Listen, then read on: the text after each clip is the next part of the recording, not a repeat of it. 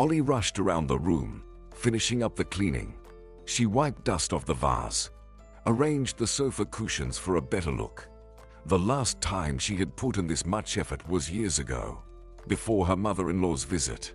Hannah, her mother-in-law, was a toxic and perpetually dissatisfied woman, impossible to please. Even hiring 50 maids wouldn't guarantee success in cleaning up to her standards. But now, Holly was expecting her sister's visit, and she wanted everything to look nice. They hadn't seen each other in 5 years. As Holly moved the cushions one last time and headed to put the kettle on, right on cue, the doorbell rang. Coming, she called out, rushing to the hallway. Children's fists were knocking on the door. Holly heard Erin scolding her child, and she smiled. She recognized her sister. The door swung open, and Erin embraced her. "Hey, here we are." Her son also hugged his aunt, and they all entered the apartment together. "Let me take a good look at you." Erin pushed Holly back a bit and gazed at her with a radiant look. "Same freckles, and that same cute nose. You haven't changed at all." "Oh, come on." Holly blushed. "You're talking like you haven't seen me in ages. We just chatted on video yesterday." I compared. "It's a whole different thing," Erin replied, looking around. "And your apartment is entirely different. And I'm not talking about the wallpaper." "What? Did you clean for a day straight?" "We always keep it this way," Holly replied, unconvincingly. It sounded so unconvincing that Erin, naturally, didn't believe her. "Oh, sure," she said. "I remember how you loved to mess up when we shared a room. Things scattered everywhere, papers. I was the one doing all the cleaning. You can't fool me." Okay, you caught me." Holly sighed. "I did spend 2 days cleaning. Are you satisfied now? And you're not fooling me, are you?" Erin squinted. "You know, I can sense lies. We grew up together, after all." Holly looked at her sister in surprise. "Erin, I don't get it. First, you didn't believe I clean here every day. Now you are still not happy. What are you hinting at?" Erin didn't have a chance to answer. Her little son, Billy, clattered some cups in the kitchen, and the sisters hurried there. "Looks like we're starting the cleaning over," Erin said. "You went through all this trouble for nothing." "Sorry, Mom," the boy apologized. "Sorry, Aunt Holly." The cup was on the edge of the table. It fell by itself. "Yeah, jumped off the table." Erin smirked. "Okay, sister, bring me a broom. I'll pick up the shards." While they cleaned up, while they brewed tea, Holly completely forgot about the strange conversation. She only remembered it when Billy was watching cartoons. That's when Erin returned to the previous topic. "Tell me, does Todd mistreat you?" she asked Holly. "Does he find fault with everything? Demands perfection like his late mother? Maybe he's just as difficult." "Why would you think that?" Holly wondered. "Todd does grumble sometimes, but who doesn't? And you talk as if our house is a mess.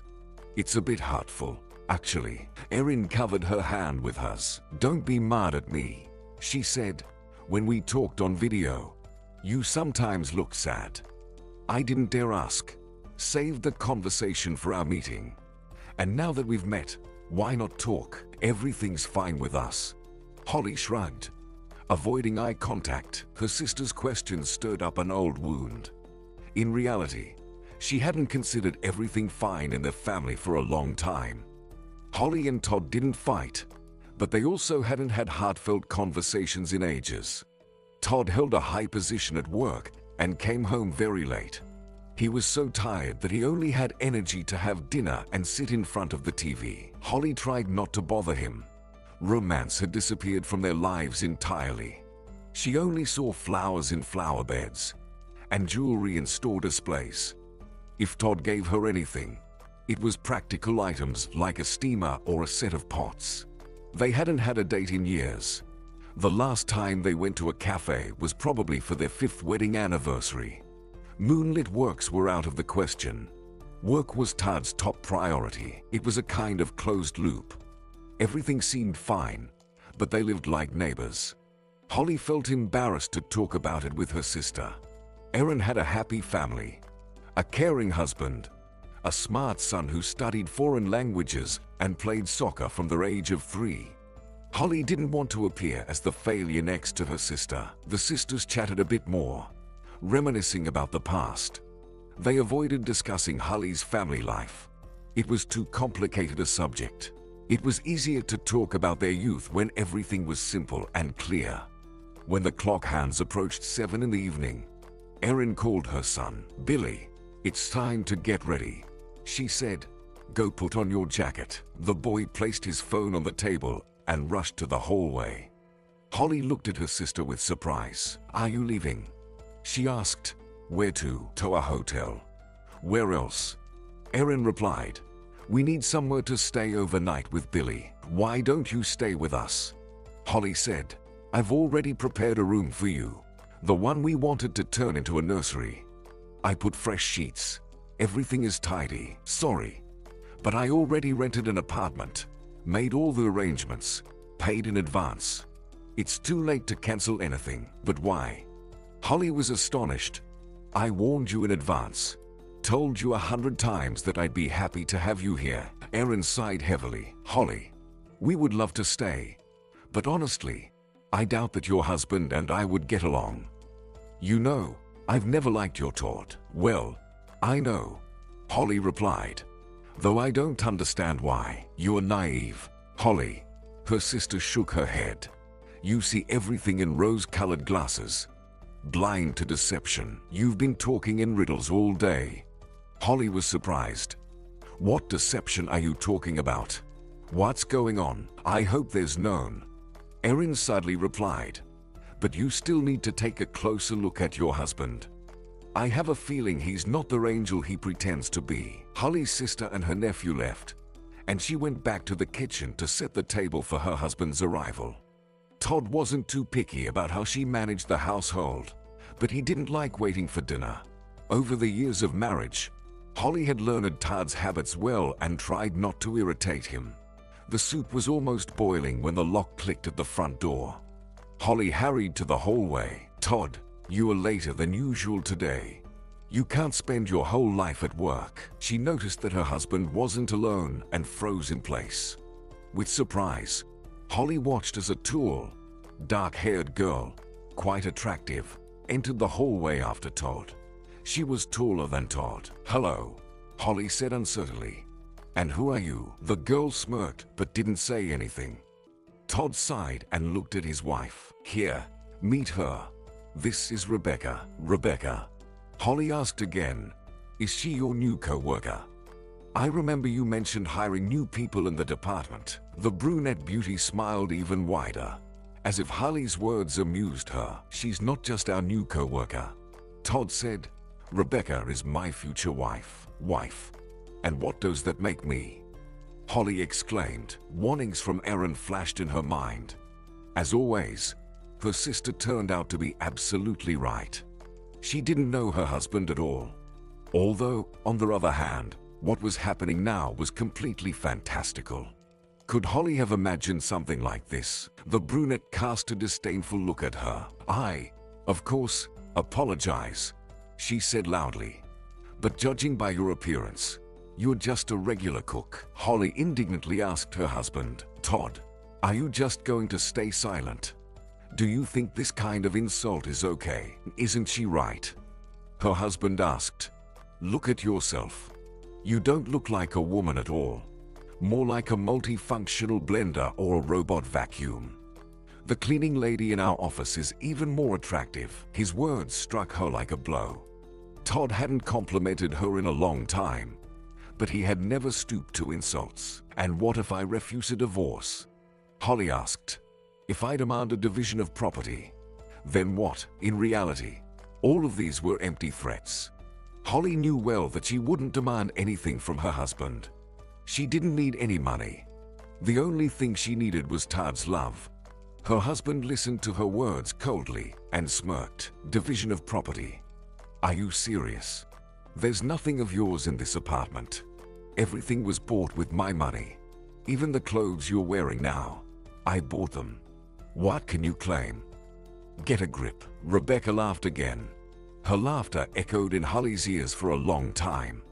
She couldn't believe that Todd spoke to her in such a tone. After all, in the beginning, when they just started dating, their future looked so cloudless. By the standards of her peers, Holly got married quite late. By that time, she was already 30. Her classmates had already given birth, and some even divorced. She devoted all her time to her boring job at a small company and painting.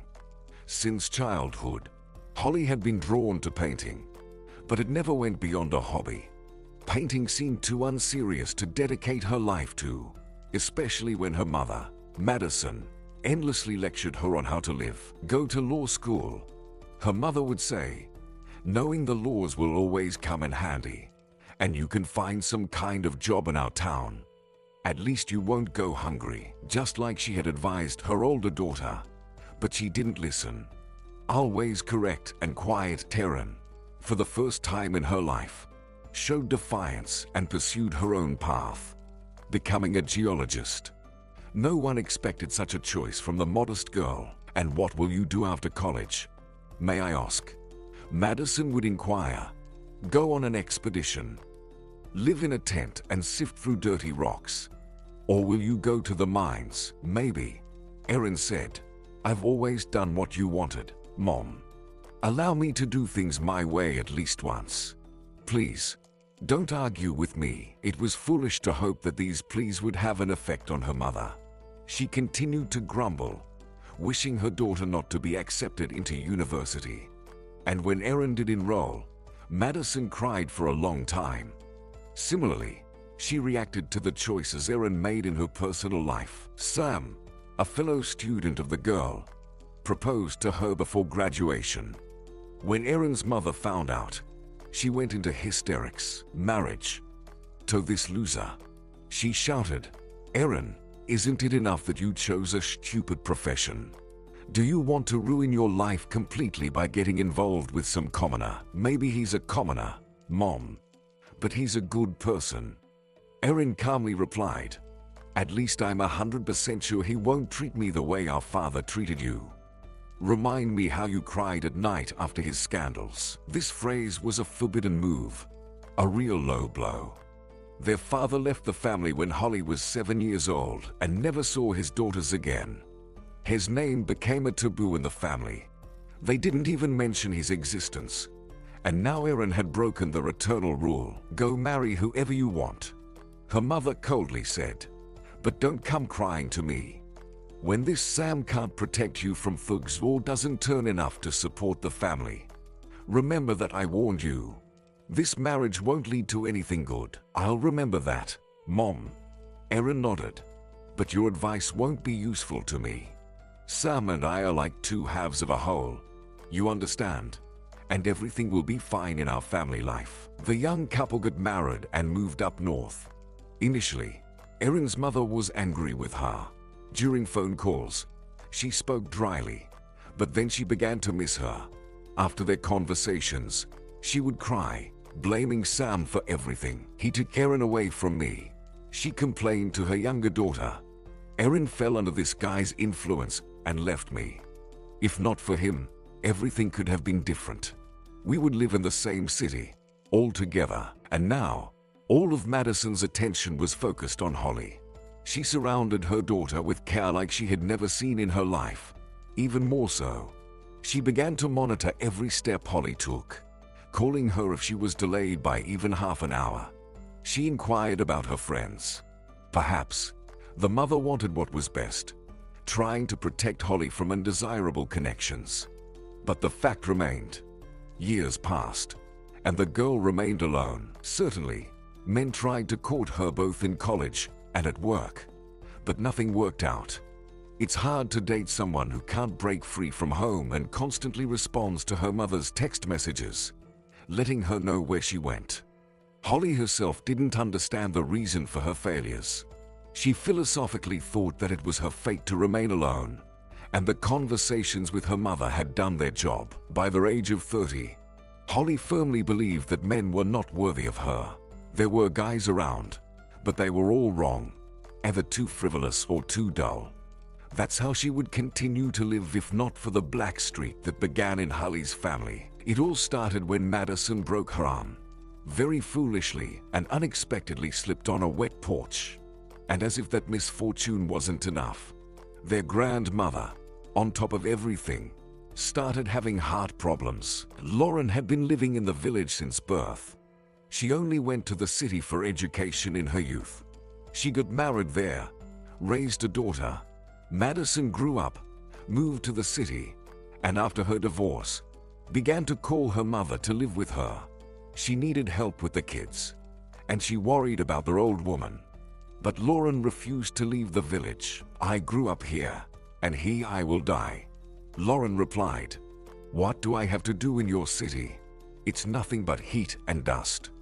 No, my place is here, in the village." Madison resigned herself to seeing her mother only on weekends and during vacations.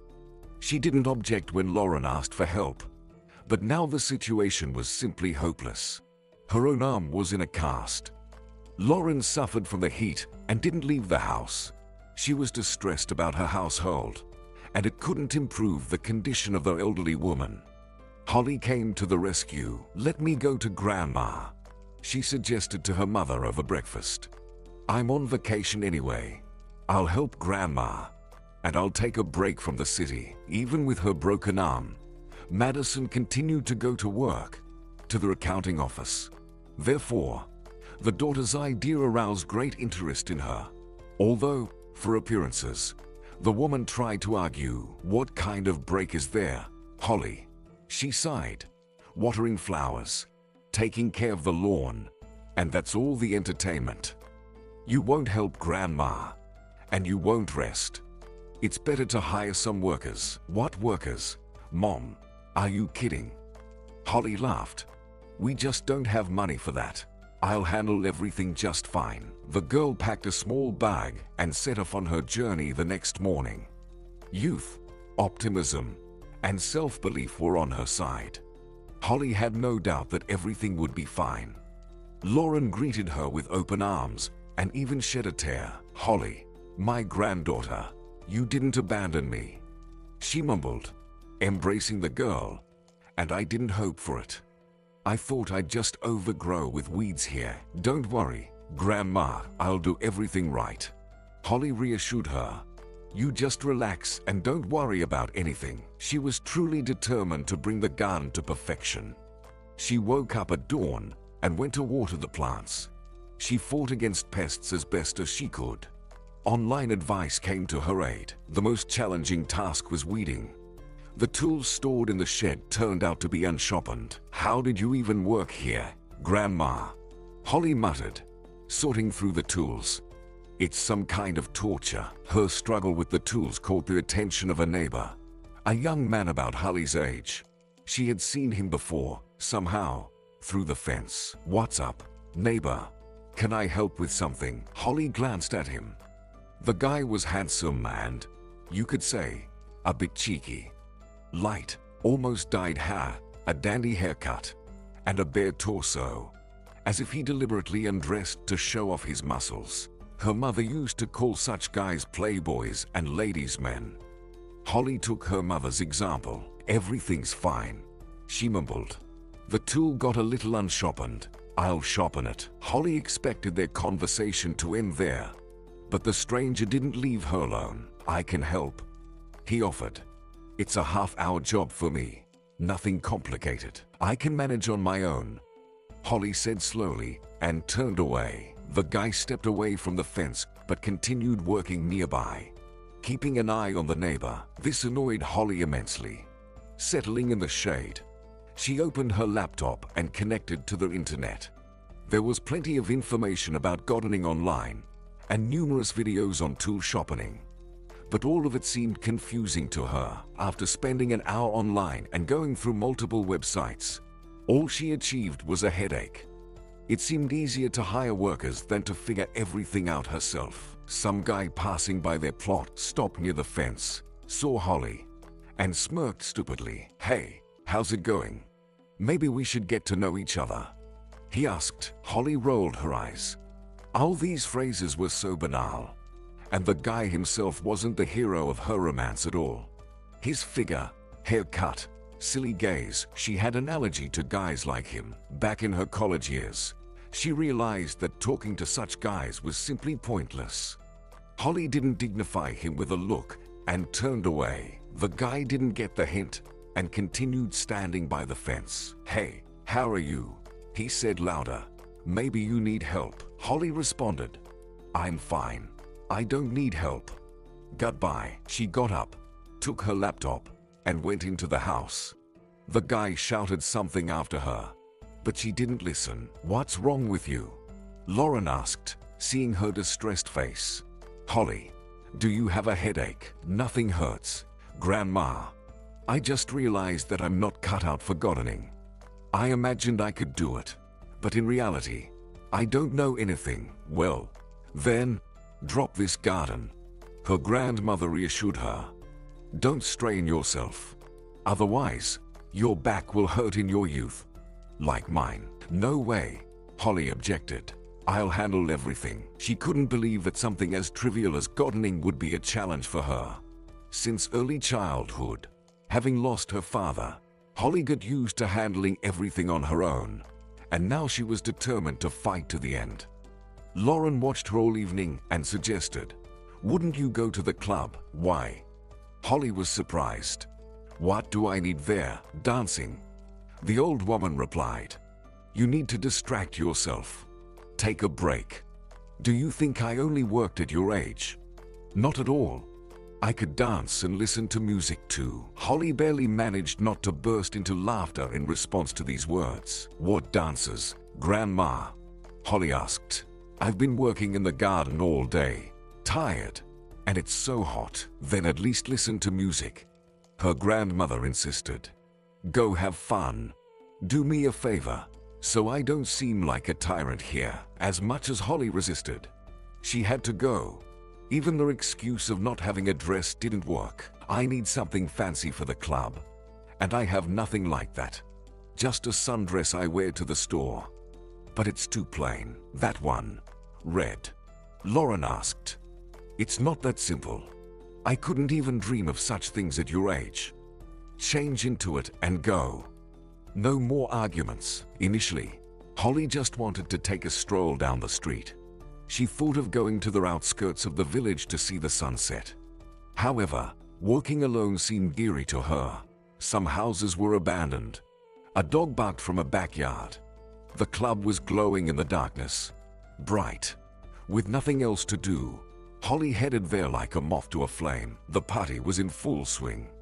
Young people circled around the hall to the sounds of songs from 5 years ago, and the light show was in full swing.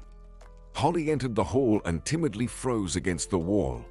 She hadn't been to parties since her college days, and now she felt completely lost. The idea of coming here initially seemed amusing, but in reality, it turned out to be complete foolishness. "Are you here for the first time?" a city girl. "Huh?" a girl asked Holly.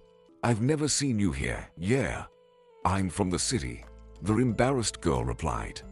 "I came to my grandmother for vacation." She hoped that this would be enough, and the stranger would leave her alone. But she turned out to be too curious. "Why aren't you dancing?" the girl asked. "I rubbed my leg." Holly leaped. "I'll dance some other time. Just came to watch for now." The stranger shrugged. "Well, suit yourself. Okay, see you later. By the way, I'm Alice." "Holly," the girl replied. But Alice wasn't listening. She went off to dance in such high heels that any model would envy. To be honest, Holly never considered herself a social butterfly. In her college years, she only went to clubs with friends, and that happened only a couple of times. Her mother never allowed her to go anywhere. Holly remembered dance moves vaguely, and she had no idea about waltzes or a guy's hand on her waist. Of course, they weren't waltzing in the club, but the crazy moves everyone was doing looked even worse. Jumping and shaking her head like that was something Holly couldn't master. "Like savages," she muttered to herself. "Why did I even come here?" In the crowd of dancers, Holly spotted her neighbor, the guy who tried to strike up a conversation with her during the day. Now he was decently dressed but still jumping and dancing. His partner turned out to be the same Alice, and they looked impressive together. Holly caught herself watching them with a strange mix of disgust and envy. Although why envy? She didn't want to jump around like a wild thing. Want to dance? A voice asked. The smell of cigarette smoke surrounded the girl. Holly turned around and saw another acquaintance, the big guy who greeted her earlier in the day. He was smoking right in the hall and looked even more repulsive. Or maybe Holly just saw him up close for the first time. He could work as a bouncer in this club if he wanted to. I don't dance. The girl replied quietly. Too bad. Too bad. The big guy shook his head. Well, maybe we can chat then. We still haven't properly introduced ourselves. I'm Chris. And you, Holly? The girl answered. The smell of cigarette smoke made her dizzy. The big guy stood there, couldn't think of anything else to say, and said it again. So, maybe let's dance after all. He repeated. I already said I don't dance. The girl exclaimed, decisively walking away. She struggled to move between the dancers, but still bumped into someone. Of course, that someone turned out to be their annoying neighbor. Oh, neighbor. He grinned. How's it going? Did you manage to sort out the tools? Alice stared at her curiously. Holly blushed. Her reputation here would be quite a flop city girl who couldn't handle gardening tools. Everything's fine. She mumbled. Excuse me. I need to go. What's up with her? The guy asked his companion in surprise. Why is she acting so strange? Alice shrugged. How should I know? Maybe her leg hurts. She said she rubbed it. Holly made her way to the bar, where she could finally catch her breath. She wanted to get lemonade, but only then realized she hadn't brought her wallet. The day was turning out to be worse than she could imagine. The girl behind the counter watched her for a while, then took pity. Maybe you can take something on credit, she said. You can pay me back tomorrow. I think I saw you at Lauren's garden. I trust her. No, thanks. I'll just go home, Holly said. Her mood hit rock bottom. She felt bored and lonely. There wasn't a single person in the club she could talk to. After wandering around the hall for another 10 minutes, unable to find an activity for herself, Holly headed home. During the time she spent in the club, it had become completely dark outside. The street lights in the village weren't on, and the lights in many windows were long gone. She groped her way home and cursed at everything. On top of it all, she twisted her leg and almost fell. What's wrong? Holly grabbed the fence and almost burst into tears. Problems? A voice asked. Holly almost screamed in fright. From the darkness emerged a huge figure in a white t-shirt. Chris.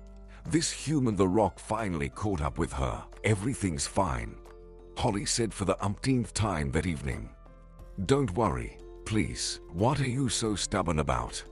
Let me take a look. The big guy bent down and began examining her leg. Holly's heart pounded hard. It was unclear what the guy saw on her leg, but he nodded. All clear. Sprain, or maybe a fracture. You need to see a doctor urgently. I don't need to see any doctor, Holly protested. Nothing hurts anymore. And anyway, my house is just nearby, about 100 meters from here. I manage. The girl clenched her teeth and tried to take a step. Her leg immediately hurt.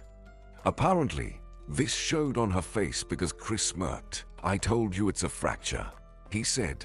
You definitely need to go to the hospital, and as soon as possible. Let me escort you. No need to escort me anywhere. Holly panicked. I'll go there in the morning. And now I need to go home. Let me go. Ignoring the girl's objections, Chris lifted her off the ground, and Holly screamed, pounding his chest with her fists. Let me go. Let me go. We'll go to the hospital. I'll let you go there, the big guy replied. Her punches were like mosquito bites to him. The hospital is in the opposite direction, the girl exclaimed. She had lived in the village for a short time, but she had already learned a few things. It was hard not to notice the white building with an official sign, conveniently located on the way to the store. But we're not going to the hospital. We're going to the infirmary. Chris smirked.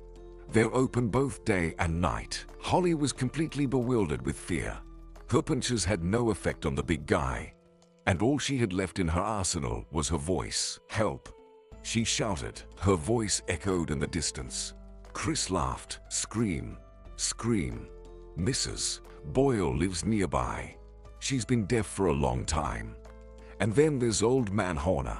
He won't rush into a fight. Too much of a coward. So, our Robin Hoods are done, and Spider-Man hasn't visited us. Holly took a deep breath to scream again when someone said, "Put the girl on her feet." Quickly, the big guy, surprised, looked around. Holly could see her savior.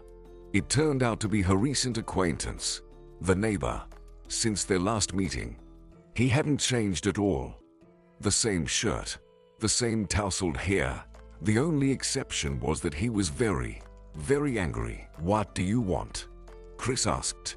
"Can't you see?" She twisted her leg. "I'm taking her to the infirmary. I'm helping. Yeah, helping so much that she's screaming for the whole village to hear. I'm telling you, let her go nicely. And if I don't let her go, then what?" Chris inquired. "Then I'll help you," the neighbor replied. Without wasting time on long conversations, he kicked Chris in the knee. He unexpectedly squealed with a thin voice and released the girl. If it weren't for Alice's help, who stood nearby and watched everything with amazement, Holly would have undoubtedly fallen to the ground. As it happened, she miraculously managed to stay on her feet. The pain pierced her ankle again. Holly groaned quietly and grabbed the fence. "What's wrong with you?" Alice asked, frightened. "Did he do something to you? Did Chris hit you?" Holly shook her head. "No. I just twisted my leg. It hurts to work." "I told you she had problems with her leg," the big guy said spitefully. "She needs to go to the hospital. You're the one who'll need it now," Holly's neighbor promised him. "If, of course, you don't disappear from sight right now." Far away, Chris scowled angrily but said nothing. Lights started to turn on in the houses nearby. Voices were heard. Some elderly woman leaned out of the window and shouted, "What are you doing here? Ha! Get out, or I'll call the police." Holly's neighbor waved to her. "Mrs. Boyle, everything's fine. They're all locals. We won't make noise. Don't worry." The old lady squinted and nodded with satisfaction. "Todd, is that you? Well, then, okay, stay. Just don't make any noise." She closed the window and disappeared behind the curtain, and Holly looked at Alice with surprise. The big guy, who everyone had temporarily forgotten about, watched them contemptuously. Then he spat on the ground and walked away. "What about an apology? You'll manage without it," Chris replied without looking back. Alice and her companion exchanged glances and unexpectedly burst into laughter, while Holly looked embarrassed. She regretted being an involuntary witness to this scene, behaved like some wild creature, didn't even introduce herself. "Well, better late than never. My name is Holly," she said. "And you, I assume, are Todd. Right? Nice to meet you. And I didn't even tell you my name." "How did you guess?" "Boyle told you by your name," Holly replied. Alice looked at Todd ironically. "You, my dear, are even dumber than Chris. Or did he steal your common sense?" "I hardly recognize you, Todd." Holly watched them and regretted being the third wheel in this situation. The way Alice pronounced the name Todd with a sigh hinted that the relationship between the young people was much closer than just friendship. And Holly found herself in an awkward position as the third wheel. "Your leg really hurts, doesn't it?" Todd asked, looking at Holly with shining eyes. "Did that guy lie?" The girl shook her head. "Unfortunately, he told the plain truth." In a couple of moments, Holly felt a sense of déjà vu because the guy squatted down and began examining her leg. "Nothing serious, just a little strain," he said. "You probably won't make it on your own." It wasn't a question, but a statement.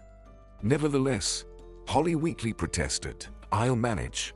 Of course, I'll manage myself. Todd mimicked her. Finish already with that phrase. Your speech is becoming a bit monotonous. The girl did not expect what happened next. Following the example of the big guy, Todd picked her up and carried her. I can handle it. Holly wanted to shout, but she bit her tongue in time. Uttering that phrase had just been forbidden. With nothing else coming to her mind, she awkwardly fell silent, and Alice fussed around them. Just don't trip, she said to Todd anxiously. The road here's just terrible. She seemed endlessly in love, and Holly felt envy again. She could only dream of something like that. The way to her grandmother's house seemed endless. Holly was very embarrassed by the situation she found herself in. Todd's endless smiles, Alice's laughter. She, the perpetually lonely girl, seemed superfluous here. And she was very relieved when her new acquaintances finally reached the house. Look, it's not locked, Todd remarked. Probably. Grandma is waiting for me, Holly replied. I should tell her to lock the gate in the evenings. There are such types roaming around here. You mean Chris? Todd was surprised. Don't worry, he won't bother you anymore. And if he tries, I'll explain everything. It seems too many years have passed in school, and he managed to forget my lessons. Did you study together? Holly asked, surprised. Yeah, in this very village, Todd confirmed. He was an idiot even back then. Fortunately, our paths diverged. I moved to the city, and Chris stayed here. Seems like he drives a tractor now. Who gave it to him? Alice smirked. He works on a pig farm. Loser. Lauren was amazed to meet this company on her doorstep. Holly, what happened to you? The elderly woman gasped. Did you twist your leg at the dance? Holly blushed. If only Grandma knew how things really were. She hadn't set foot on the dance floor the whole evening at the club. Exactly there, Alice confirmed. Your granddaughter danced so well. The whole hall froze to watch. Holly blushed. Alice looked too pleased, and it was unclear if she was joking or mocking. However, Holly didn't argue. She couldn't tell Grandma about the hooligan. She'd definitely feel unwell then. Sit her down here, the woman ordered, pointing to the chair. Todd gently lowered Holly, like a princess. His careful movements made her heart flutter. Would you like some tea? I also have pie. Stay. Thank you very much, but we're in a hurry, Alice replied. Maybe another time. Okay. Her previous friendliness was gone. She impatiently tapped her foot and looked at Todd. Yeah, we'll go, the guy replied. Have a good evening. Get well soon. He winked at Holly. The couple walked away, leaving Holly alone with her grandmother. She looked at her granddaughter. Did you have a good evening? You did dance, right? Yes, Grandma, Holly sighed. And everyone was looking at me. I'll never forget that day. She couldn't sleep for a long time that night. She tossed and turned, recalling the events of the evening. How the big guy attached himself to her, and how Todd came to her rescue. She tried not to think about Alice. Thinking about her was unpleasant for some reason. The next day, Holly's leg still hurt, and she couldn't work in the garden. However, the unsharpened tools still awaited her in the barn. So, Holly settled under the tree again. She took her laptop, the sharpening stone, a hoe, and tried to figure out what to do with them. How's your leg? Todd asked from behind the fence. Still hurting. Holly looked up and smiled. Even more today than yesterday, but bearable. Oh, by the way, I forgot to thank you yesterday. Thanks for helping there on the road. Always welcome, Todd replied. And don't worry about the leg. It'll pass. I used to do track and field in school. This happened to me a lot. Holly fell silent, not knowing what else to say. If at night, thousands of phrases came to her mind that needed to be said. Now a complete stupor set in. The girl looked at Todd, blinking her eyes, cursing herself for being slow-witted. Did you figure out the tools? Todd asked. Not yet, Holly replied. But I'll figure it out soon. Don't worry, please. Todd wasn't listening anymore. He easily jumped over the fence and approached the girl. How did you work with these? He asked, running his hand along the blade. The tools are sharpened. I didn't even have a chance to work with them. I'll sharpen them, and then I'll deal with the weeds. Let me help. Todd reached for the stone. Come on. It's a 15-minute task for me, and you've been at it for 2 days. Holly handed the stone to the guy and watched him. On that day, Todd was shirtless again, and his muscles bulged like a boxer's. Alice caught them in the midst of this activity. She froze by the fence and disapprovingly asked, "What are you doing here?" "We're sharpening tools," Todd answered her. "There's no decent equipment on this plot. Can you imagine? What a disaster," the girl said coldly. Holly became very uncomfortable, much more than the previous evening when Todd pressed her to his chest. "I can finish it myself," she said. "There's just a bit left. 5 minutes of work," Todd confirmed. "It'll be done soon. Don't worry." Feeling Alice's gaze on her, Holly wanted to disappear into the ground. She hadn't done anything wrong, but somehow she felt guilty. How was that possible? Done. Todd took the last shovel to the barn. "Shall we go to the club tonight?" Alice asked in a strange tone. "Or have you changed your mind?" "Of course, we'll go, as always." Todd nodded. The girl continued to stare at him, and he asked, "Do I have to swear to you?" Alice nodded, turned around, and left. Todd looked at her in surprise. "What's gotten into her?" he muttered. Holly stayed silent. She knew perfectly well what was happening with Alice, but she wouldn't agree to talk about it for anything. Todd said goodbye to her and left. Holly sat for a while and stared straight ahead. She felt heavy in her soul. The day turned out to be very hot, and the girl sat in the shade, doing nothing. The gloomiest thoughts came to her mind, and Holly tried to drive them away as best she could. Closer to noon, Lauren called her into the house. "Holly, I'm asking you, slice some cucumbers, please. I made a salad, and there's a bit left. Can you handle it?" "Of course," Holly smiled. "Grandma, do you really think I still haven't learned to hold a knife? Besides, my leg doesn't hurt as much now. Moreover, you can slice cucumbers sitting down." Lauren nodded. It seemed like Grandma didn't even hear what her granddaughter was saying. The smile left Holly's face. Worried, she asked, "Grandma, are you okay? You seem a bit off." "My heart is heavy, probably because of this heat." "And you kept silent." "Grandma, who cooks in such heat? You should have gone to bed as soon as you felt unwell. Why are you acting like a child?" "I'll lie down for a bit, and it'll pass," Lauren replied. "Don't worry about me. This has happened before." Grandma went to her room, and Holly made the salad and put it in the refrigerator. The girl had no appetite. She approached the door every now and then and listened to her grandmother's breathing. Lauren seemed to be sleeping, but her breathing was heavy, and her face was unusually pale. Towards evening, she called her granddaughter to her. "Are you feeling better, Grandma?" Holly asked cautiously. "Should I call a doctor?" The woman seemed not to hear her. "Holly, if something happens to me, the documents for the house are hidden in the attic," she said. "In the old dresser, the top drawer. My passport is there too. And funeral money." "What are the documents?" "What money?" Holly screamed in panic. "I'm calling a doctor right now." Lauren said something else, but the girl didn't listen anymore.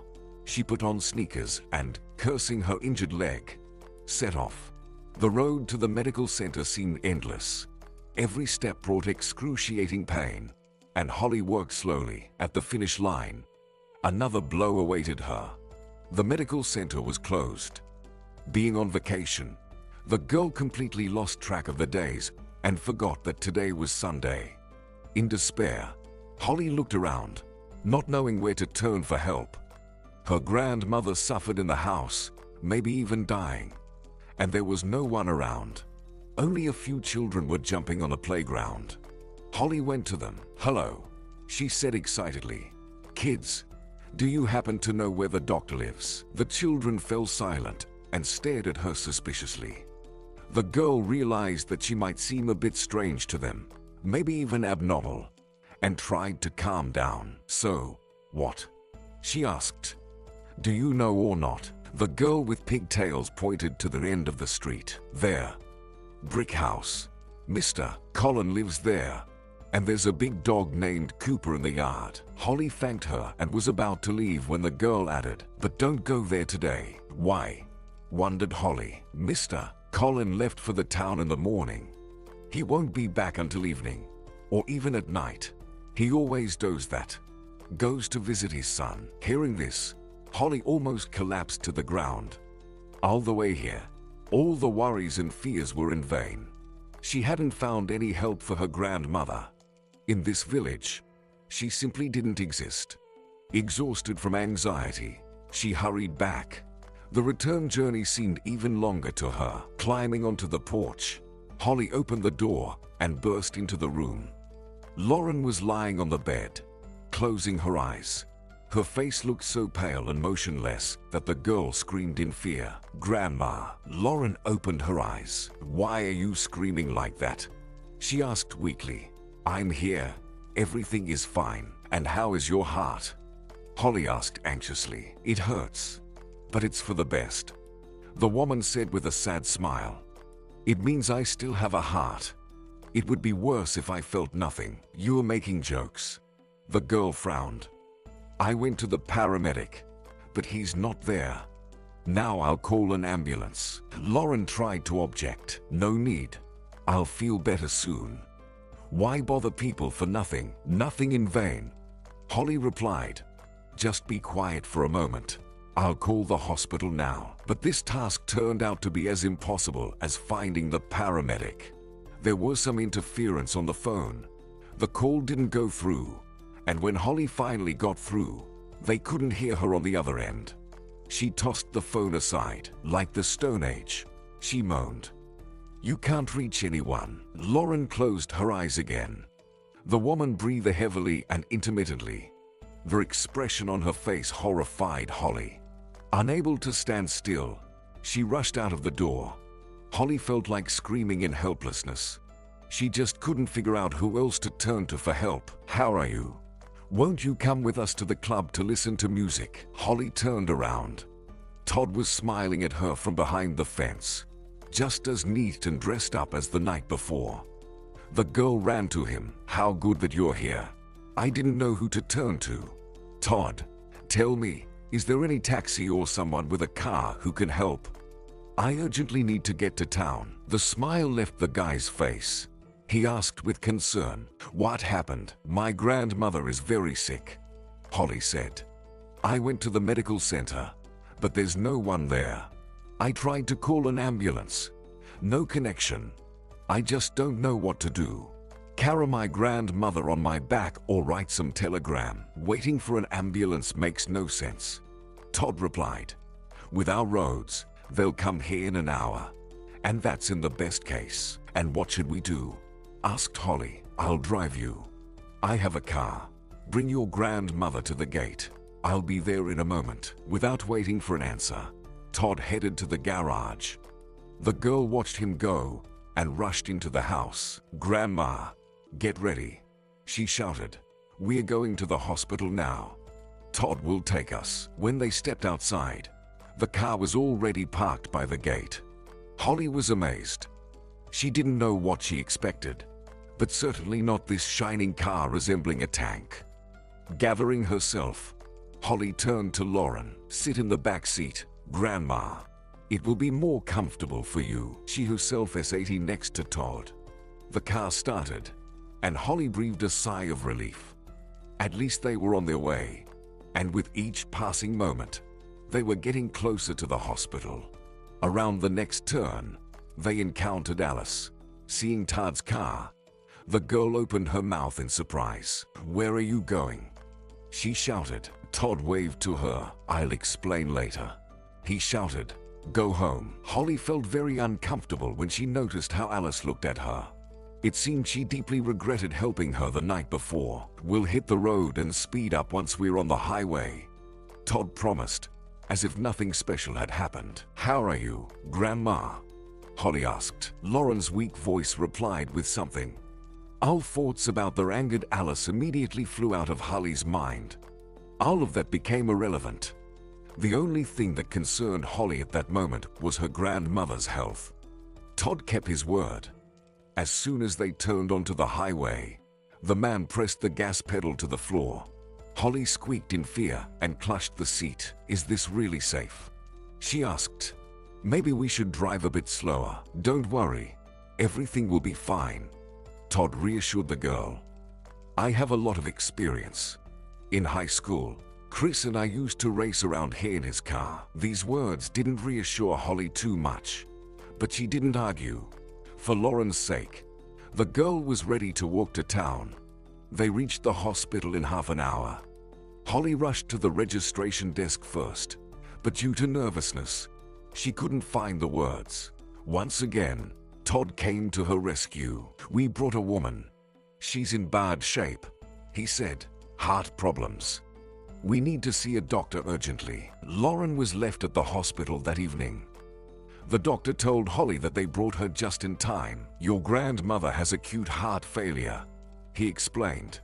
"We couldn't delay." The girl looked at Todd gratefully. "Todd, thank you. If it weren't for your help, I don't know if I could have saved my grandmother or not." "It wasn't difficult for me," Todd reassured her. "At least I got some fresh air. Haven't driven like that in 100 years." Holly remembered Alice.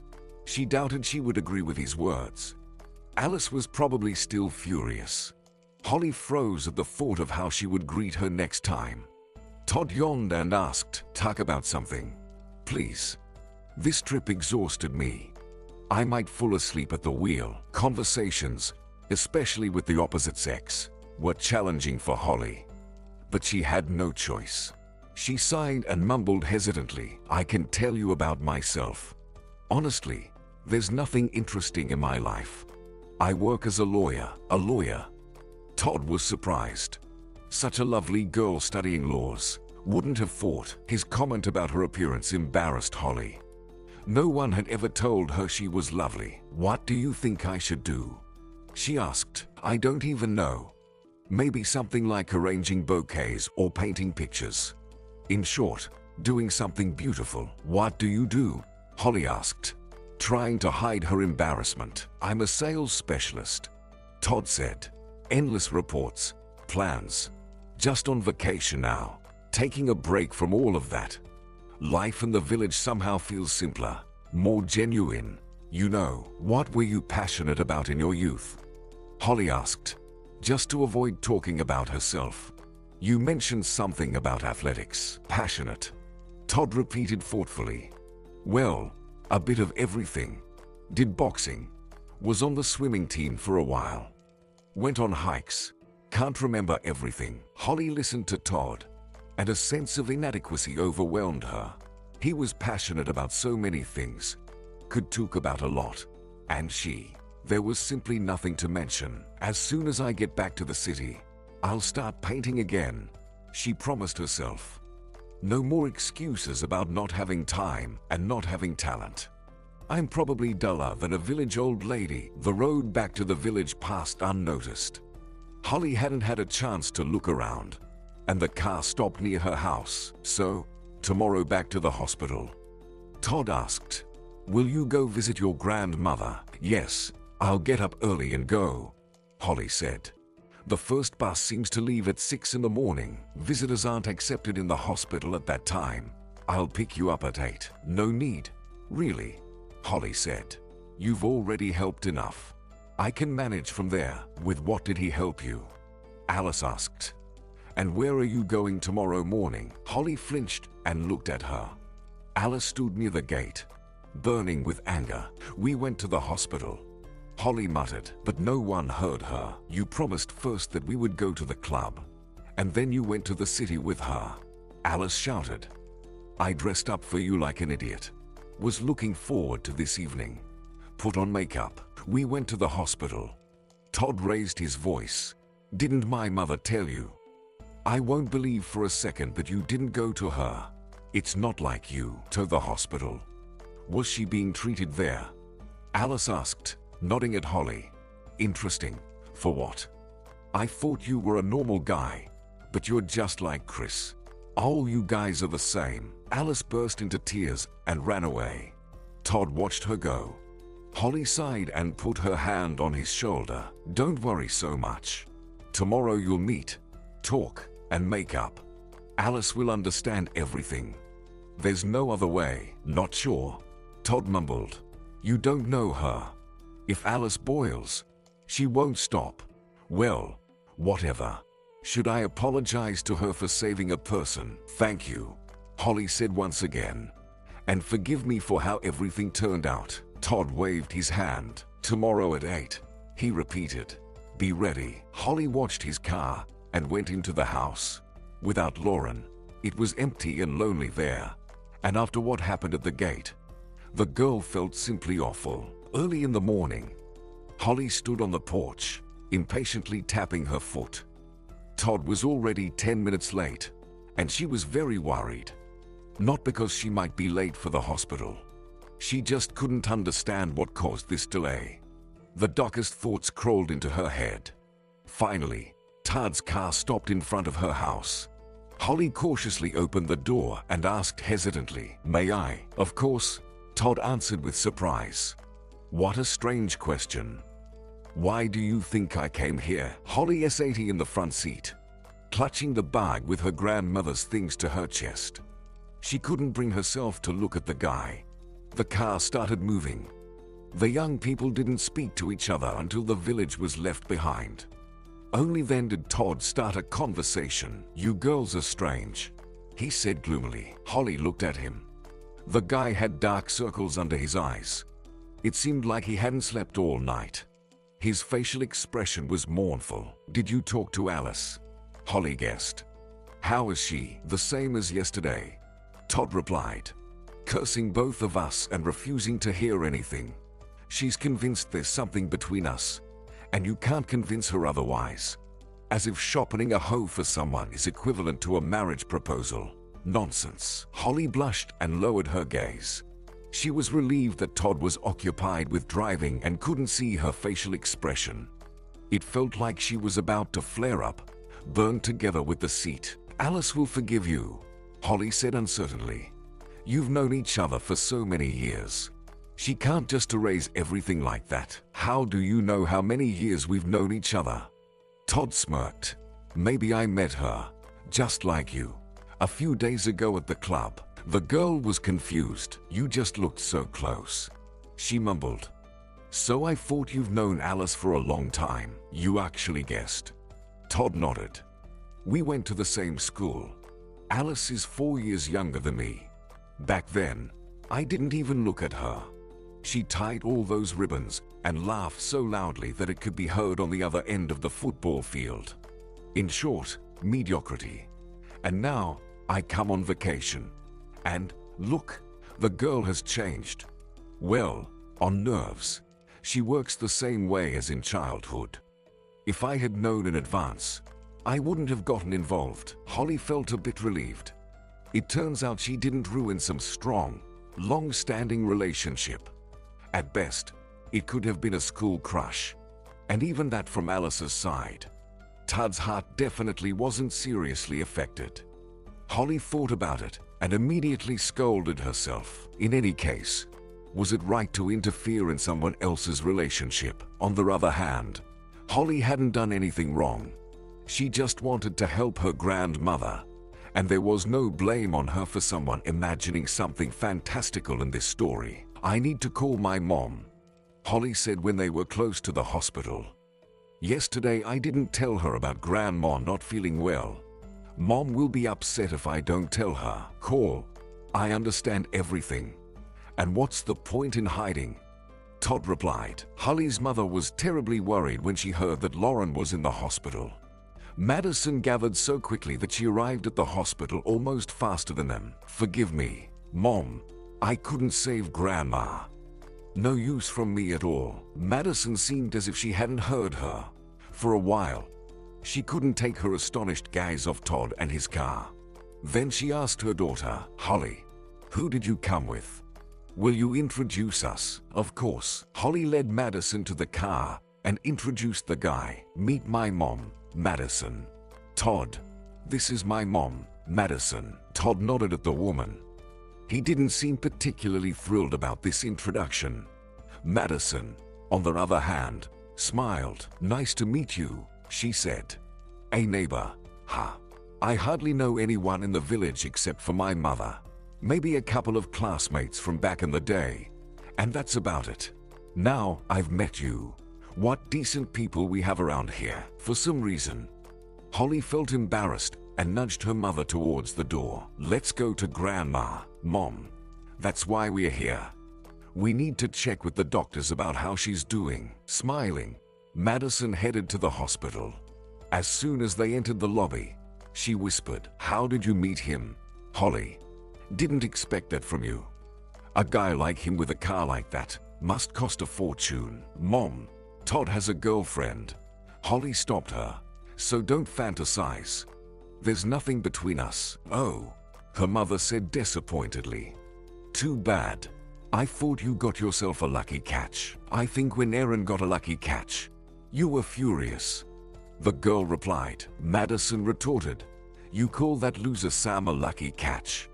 That man was the worst thing that could happen in your sister's life. A real disaster. They found Lauren's attending physician and inquired about her condition. She was feeling much better that day, and they were allowed to visit her. Holly burst into the room and rushed to the bed. Hello, Grandma. How are you? Is your heart not hurting anymore? Lauren's face lit up at the sight of her granddaughter. Holly, my girl, she murmured, hugging her. My savior. It doesn't hurt, dear. Thanks to you and Todd. Tell him thank you from me. Okay, Todd. Her mother raised a concern. But he's waiting in the parking lot. What does this guy have to do with it? Tell me everything in detail. When Holly told her the whole story, omitting Alice's part, her mother was delighted. Sweetie, he really likes you, she whispered in her ear. Believe me, men don't just help like that. Come on, Mom. The girl waved her off. I already said Todd and I are just friends. Silly girl. It depends on you, whether you are friends or something more. Holly, you're like a little kid sometimes. 30 years on this earth, and you still don't know life. This topic was unpleasant for Holly, and she changed the subject, asking her grandmother about what needed to be done in the garden. She conveyed greetings from a neighbor. When they said goodbye to Lauren and headed downstairs, her mother grabbed Holly by the elbow and asked, I hope you're coming back to the village now. Not to our home. Yes, Holly replied. You heard Grandma ask me to water the flowers. Most importantly, don't let Todd slip away. We can't afford that. On the porch, Madison waved to the guy. Fortunately, Todd didn't notice. He was busy typing something on his phone. Holly herself didn't understand why she liked Todd. Was it because of his kind nature or simply because she hadn't met anyone better? Thanks for waiting, she said, getting back into the car. We can head to the village. How's Lauren? Todd asked. I don't know, but she's better than yesterday. The girl sighed. After all, we saved her, you and I. So, shall we celebrate somehow? Todd suggested. Go to a cafe, order something sweet. I heard it lifts the mood. Holly couldn't find words to respond. She really wanted to agree, but decency didn't allow it. Taking him away from Alice and occupying her place in the cafe. How would people view that? Silence means consent. Todd nodded. So, we're going. This is just a stroll, Holly told herself mentally. Not a date. Just a friendly lunch at a cafe. I'm not doing anything wrong. Convinced in this way, Holly relaxed a bit and gradually started a conversation. You know, Todd, I'm actually an artist, and I'd like to paint your portrait, she said. May I? Why? Todd wondered. Am I some kind of celebrity? You helped me at a moment when no one else was around, and that means a lot. And where will this portrait end up? Todd asked. How much will it fetch at an auction? Holly shrugged. I have no idea. I'll give it to you as a memento of our meeting. So, are you okay with that? Probably. Yes, Todd replied. As long as you don't make me sit for hours pretending to have a philosophical gaze. I'll give this portrait to my mom. Let her enjoy it. She always complains that she sees me too rarely. My portrait will always be there, right above the stove in the kitchen.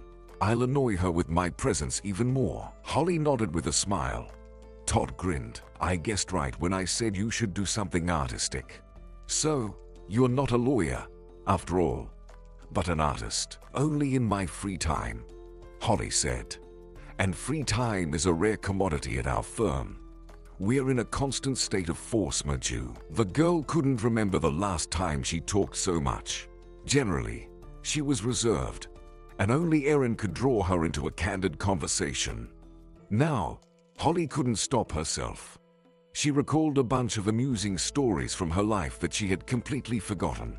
Todd wasn't laughing at her, but with her. Holly felt like she had never been happier. They returned home in the evening, but even then, it seemed to her that she hadn't told Todd everything. She wanted to chat with him until the morning, revealing her entire life, just to continue seeing his smile. However, upon seeing her grandmother's house, domestic duties overwhelmed Holly. Flowers, she exclaimed. I promised Grandma to water the plants. Sorry, Todd, I need to run. What flowers? The guy wondered. It's dark outside. Your garden can wait until tomorrow. Holly shook her head. No, I promised. It's okay. I'll handle it quickly. Todd sighed and got out of the car. Fine, I'll help you. Let's consider it a night workout. A substitute for the gym. I've already let myself go on vacation. Without changing, Holly rushed to the barn and grabbed watering cans. She and Todd got to work. Holly ran back and forth in the yard, accidentally bumping into the guy. She accidentally poured water from her can onto Todd's pants. Holly apologized. Excuse me, please. Nonsense. Todd smiled. It'll dry. It would be worse if there was manure in your watering can. The girl nervously chuckled, but then fell silent, grabbing Todd's hand. He looked at her in surprise. What's wrong? Do you hear it?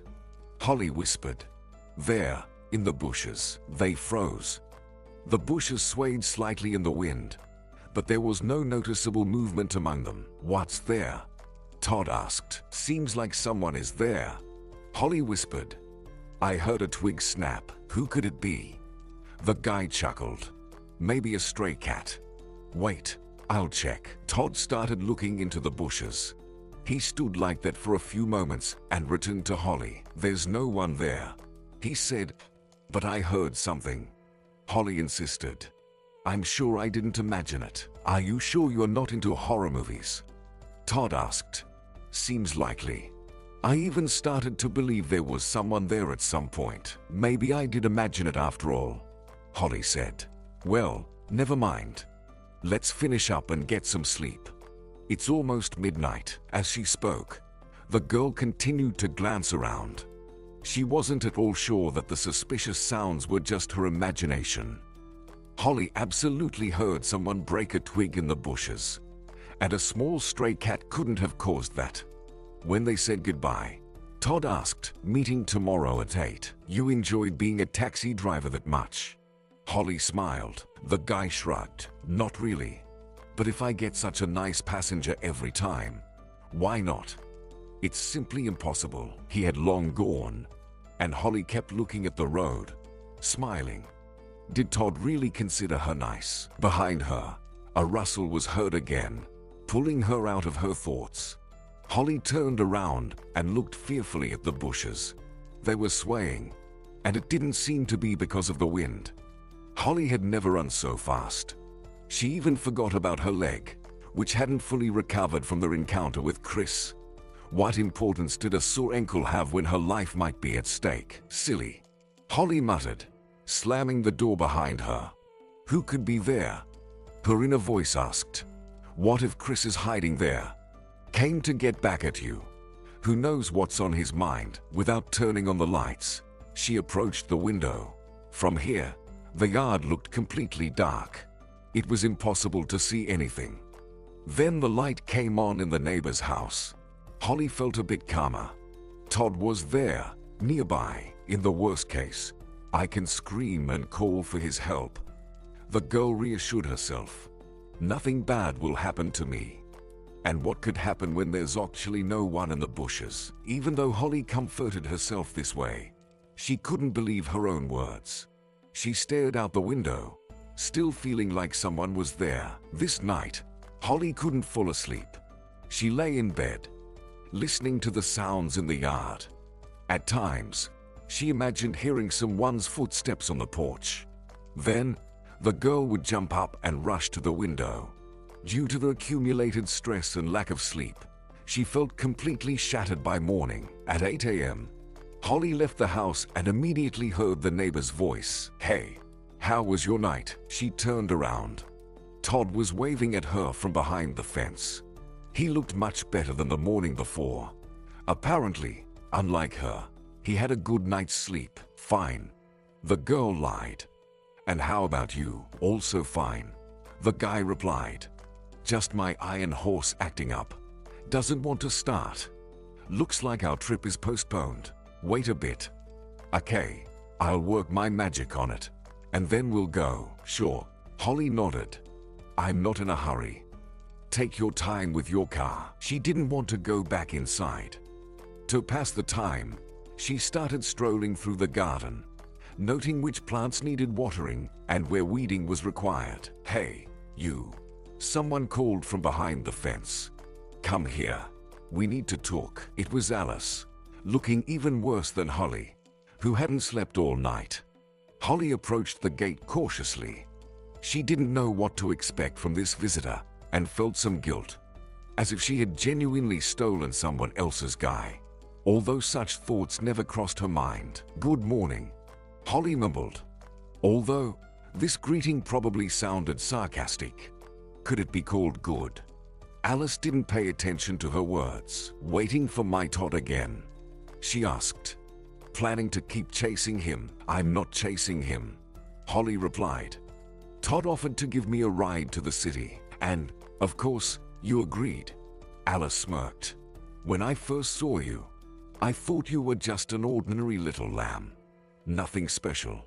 Turns out you're a heart thief. Pretended to be innocent, gained trust, and stole my guy." "But I didn't want to steal anything," Holly exclaimed. Alice nodded, "And rightly so. Because I won't give Todd to you. Understood?"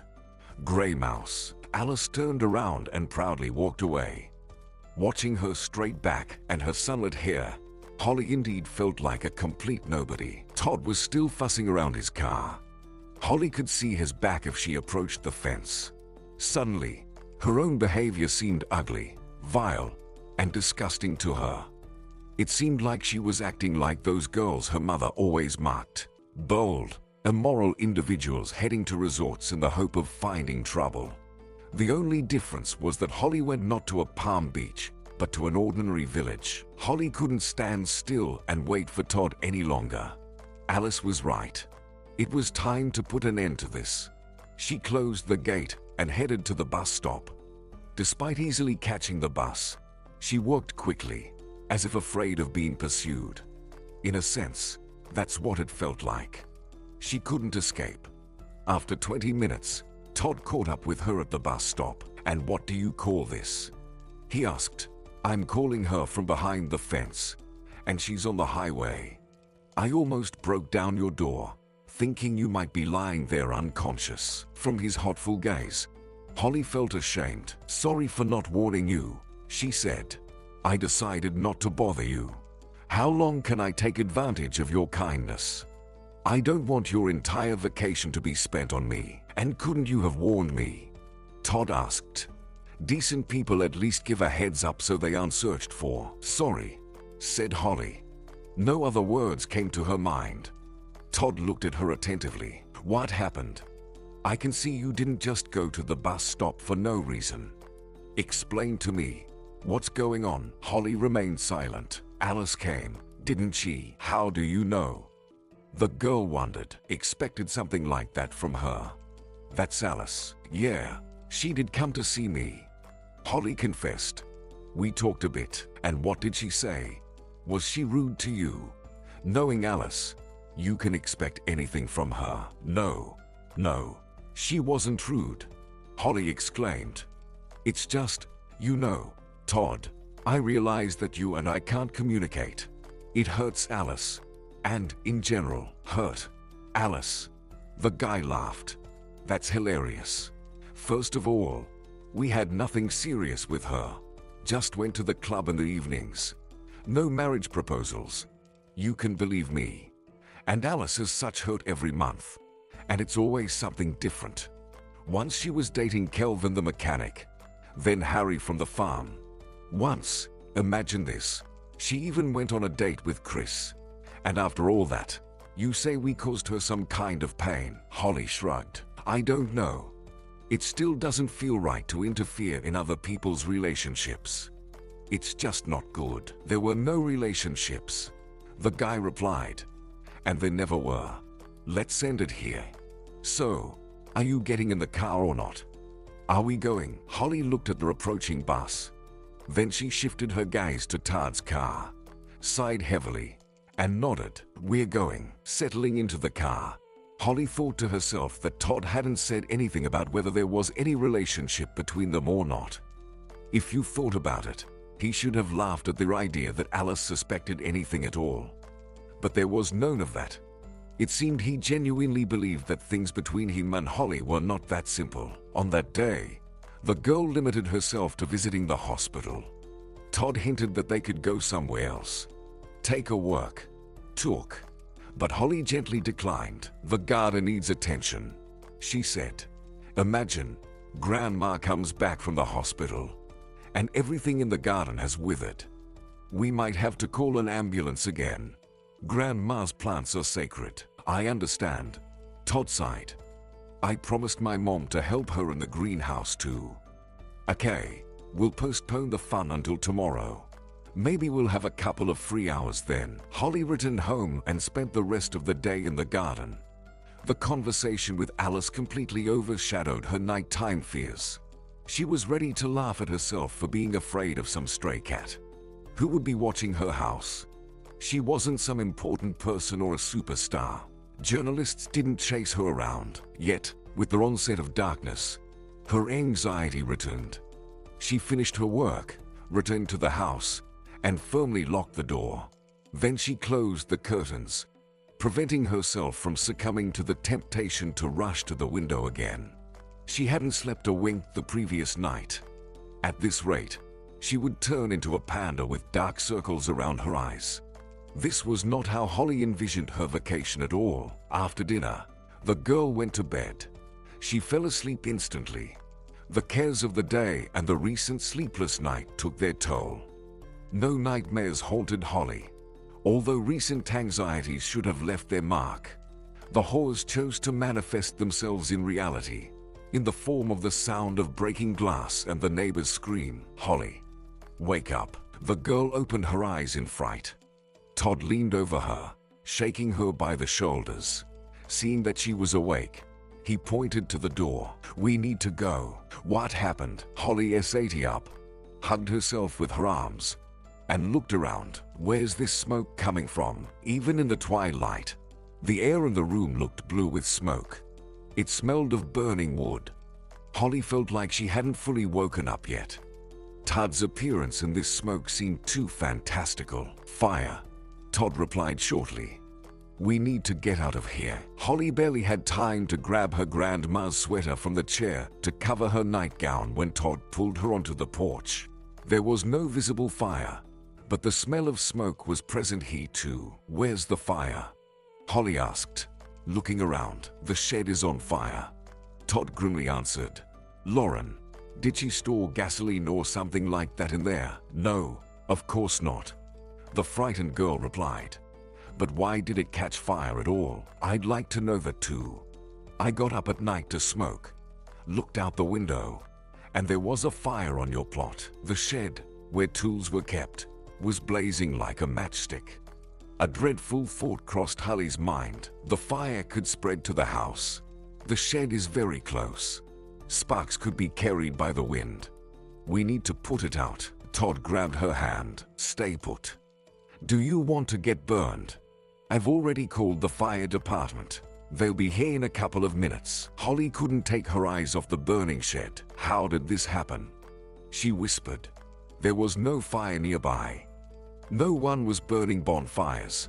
And Grandma didn't store anything dangerous. Todd didn't answer but unexpectedly let go of her hand and went somewhere.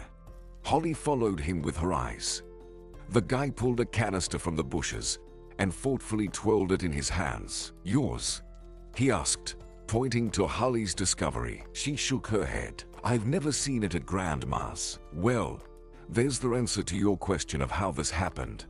Todd replied. Someone just gave it a little push. He unscrewed the cap and sniffed the contents of the canister. Smells like gasoline.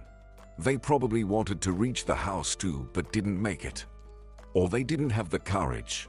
She always knew how to curse more. She. Holly repeated. Who are you talking about? Todd didn't have time to answer. A fire engine approached their house, and everyone got to work. Firefighters tackled the blaze. Todd said something to their leader, and Holly desperately wrapped herself in a sweater, trying to be as inconspicuous as possible. She felt like everyone was staring at her bare legs sticking out from under the short nightgown. Although, of course, that wasn't the case. By sunrise, everything was over.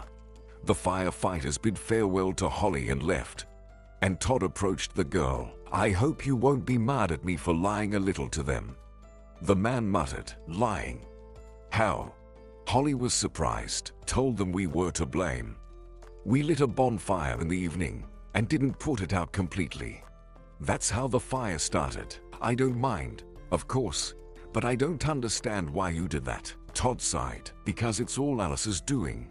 No one else. Alice. That can't be. The girl nervously laughed. Why not? Todd countered. She can. Who else in the village argued with you besides her? Who came to you with threats? And those rustlings in the bushes? Now I'm just sure that it wasn't your imagination that evening.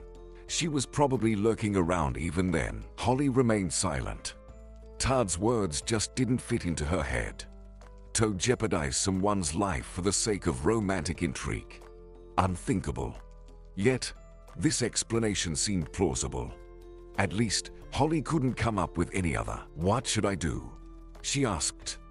If I just leave it like this, what if she comes up with something else? Tries to burn me alive again or attacks Grandma when she returns from the hospital someday? Don't worry. Todd reassured her. She won't do anything else. I'll talk to her and explain that she can't expect anything. There's nothing between us, and there can't be, especially after what happened today. The guy left, and Holly went into the house to change. After the firefighters' work, the garden was in complete disarray. Grandma will definitely be upset. They broke her favorite hydrangea. Working in the garden helped the girl forget a little. Towards lunchtime, Todd arrived. He looked as gloomy as in the morning. Holly looked at him and asked, Did you talk to Alice? Did she confess to arson? It doesn't matter. The guy replied. She won't bother you anymore. Let's not dwell on it. I'd better help you deal with the shed. After today, it's only good for demolition. So let's not waste time and get to work. The rest of her vacation, Holly spent mostly in the garden. A couple of times, she went to the hospital, but taking care of Grandma was mainly on medicine. By the time her grandmother returned home, the plot looked almost the same as before. Only the place where the shed used to be stood empty. We'll probably sell this house, Holly told Todd. Grandma agreed to move to the city and live with us after all. It's a pity, of course, to part with this place. I have so many memories connected to it. Good or not so good? The guy asked. Both, Holly replied. Of course, it's hard to call the story with the shed pleasant, but there were many other events, like watering the flowers, for example. Todd winked. That too. The girl smiled. They fell silent. Holly thought for a moment and sighed. I guess we won't see each other again. The vacation is over. Our story too. I'm going back to work, so what? Todd was surprised. As if we're going to work around the clock without weekends. We have plenty of time for everything. I assure you, do you really want to be with me? Holly asked. Honest word, honest word. Todd replied. He kept his word. They continued to see each other even upon returning to the city. Todd would pick her up after work, and they would go out to dinner, always to some restaurant where entering was intimidating for Holly. His salary was good, and the girl even suffered from an inferiority complex. It seemed almost indecent to her that she couldn't pay for dinner herself. When Holly dared to share her thoughts with Todd, he laughed. It's customary for the man to pay on dates. Didn't you know that? And besides, it's against having women work. I understand times are different now, but men should fight for their place in the sun. A wife's job is to take care of the family hearth, provide comfort and peace at home. Am I right? What do you think? He asked the waitress. She nodded and smiled. It didn't convince Holly too much. She understood that waiters were unlikely to engage in arguments with their customers. Any whim for your money. Todd and Holly got married in October, right in the midst of autumn. All their relatives gathered at the wedding celebration. Erin came with her husband, and her mother started casting stern looks at their unsuitable son-in-law again. Erin paid no attention to them. She was busy with her younger sister. How are you? Happy? She asked Holly. Judging by your eyes. Yes, but I want to hear it from you personally. I don't even know what I feel right now. Holly admitted. Seems like I'm happy, but it feels like all of this is happening to someone else. Some excitement, even distrust. Like I've entered a fairy tale. A fairy tale? Huh? Erin muttered, looking at her husband. Does that mean he's the prince? Todd walked around the hall, talking to guests, mostly with his colleagues and business partners. He called it maintaining necessary connections. In a formal suit, with carefully groomed hair, Todd looked especially impressive. Holly suddenly remembered Alice. If not for that vacation in the village, Alice could be in her place now. Sly guy, Erin observed, watching Todd. Now I understand why he made it big. It couldn't have been otherwise. How did you catch him? I wonder. I don't know myself, Holly admitted. I still can't wrap my head around how I became his wife. The music played in the hall. The lights were dimmed halfway, and Todd got lost in the crowd. Erin soon got up from her seat. I'll go touch up my makeup, she informed her sister. Tired of sitting in one place. I can't dance. Don't like big feasts. Came here only for you. I hope you appreciate that. Of course, I'll appreciate it. Erin, Holly smiled. Go, save your husband.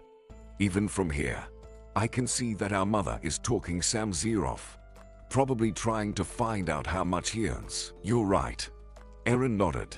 I'll go rescue him. Compared to your fiancé, my Sam looks modest. I need to save him.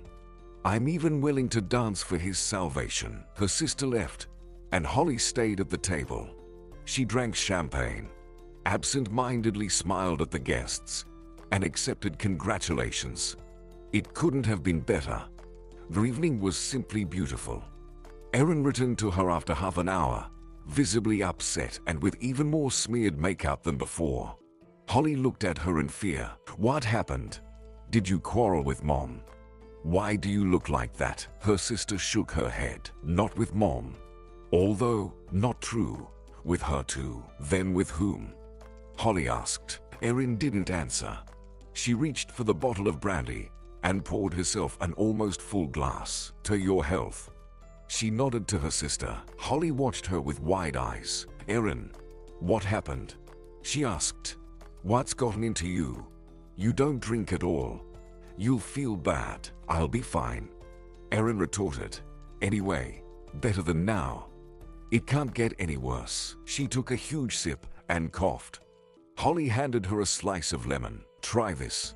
It might help. Holly watched her with concern. Well, how is it? I'll survive. Erin responded. You know, Sam and I will probably head home.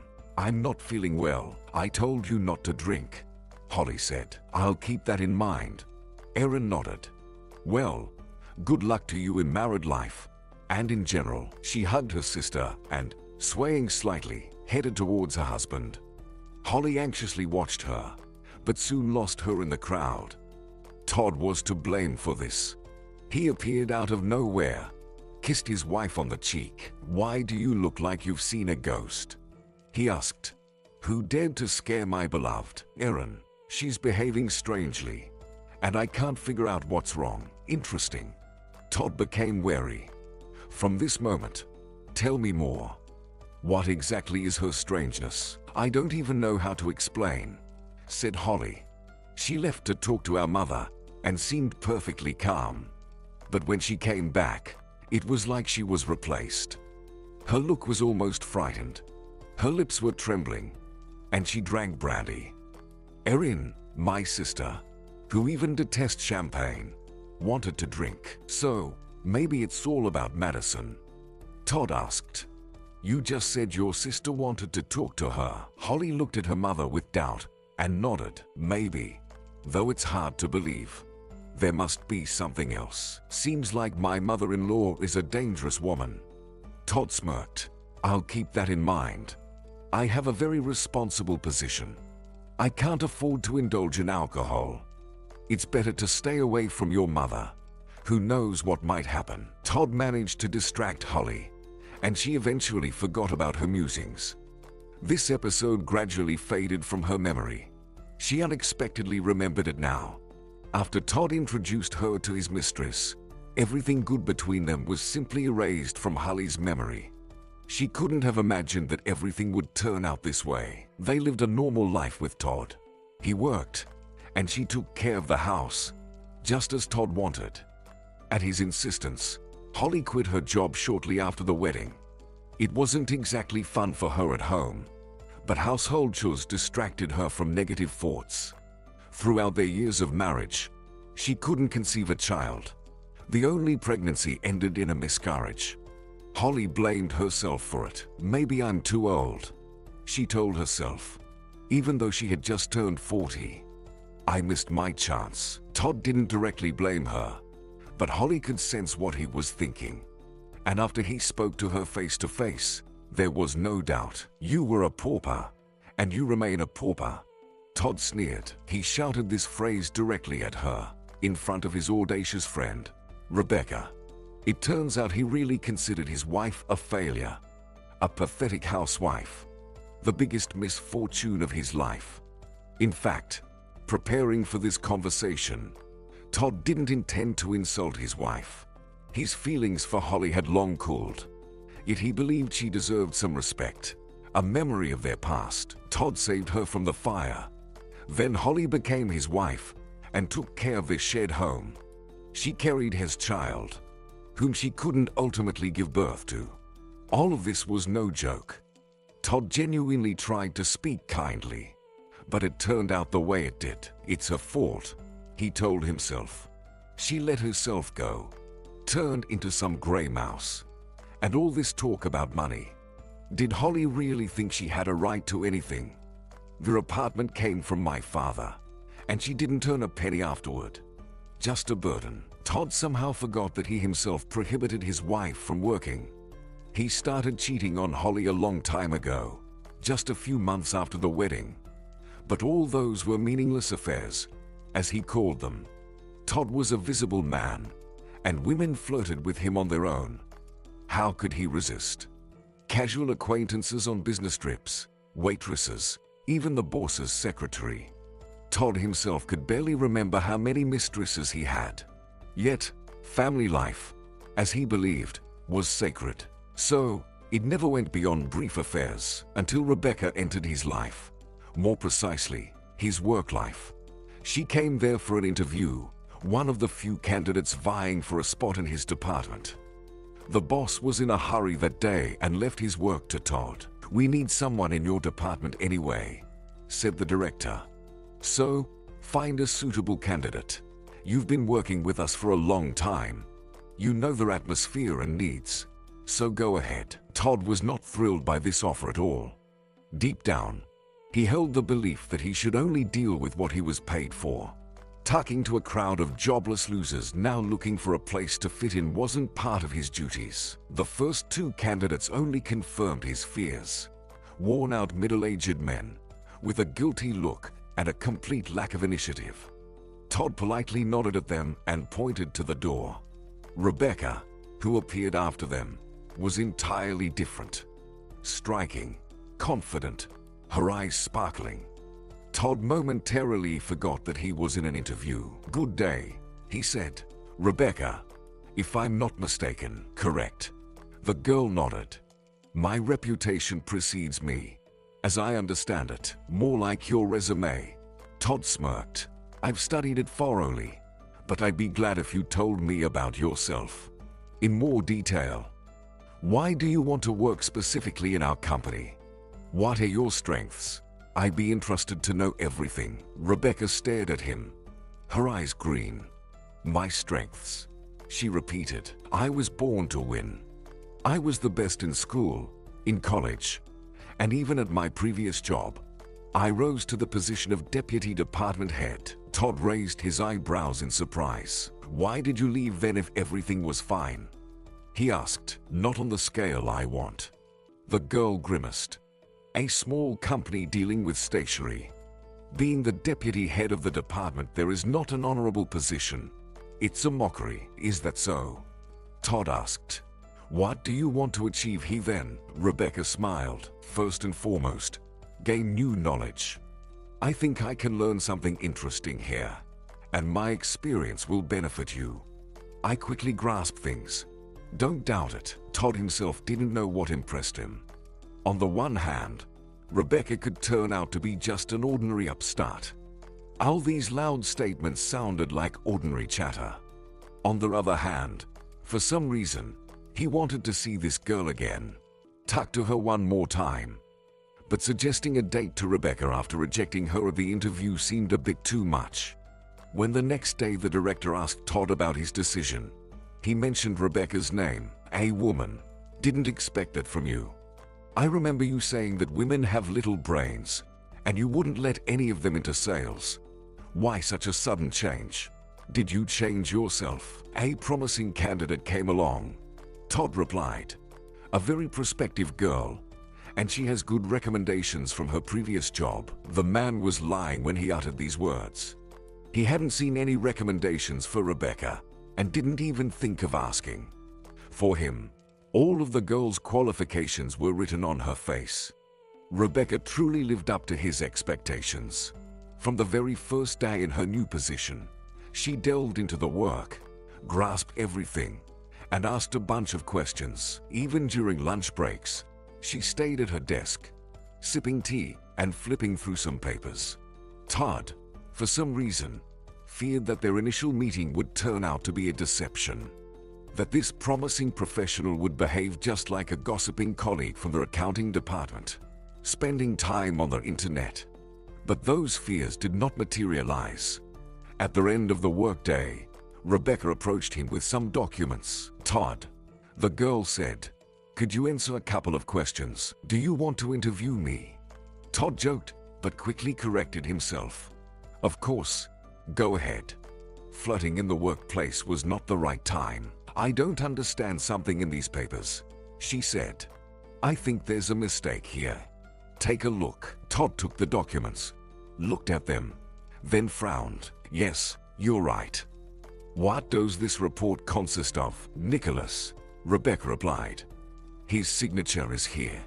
At the very bottom, Todd sighed heavily.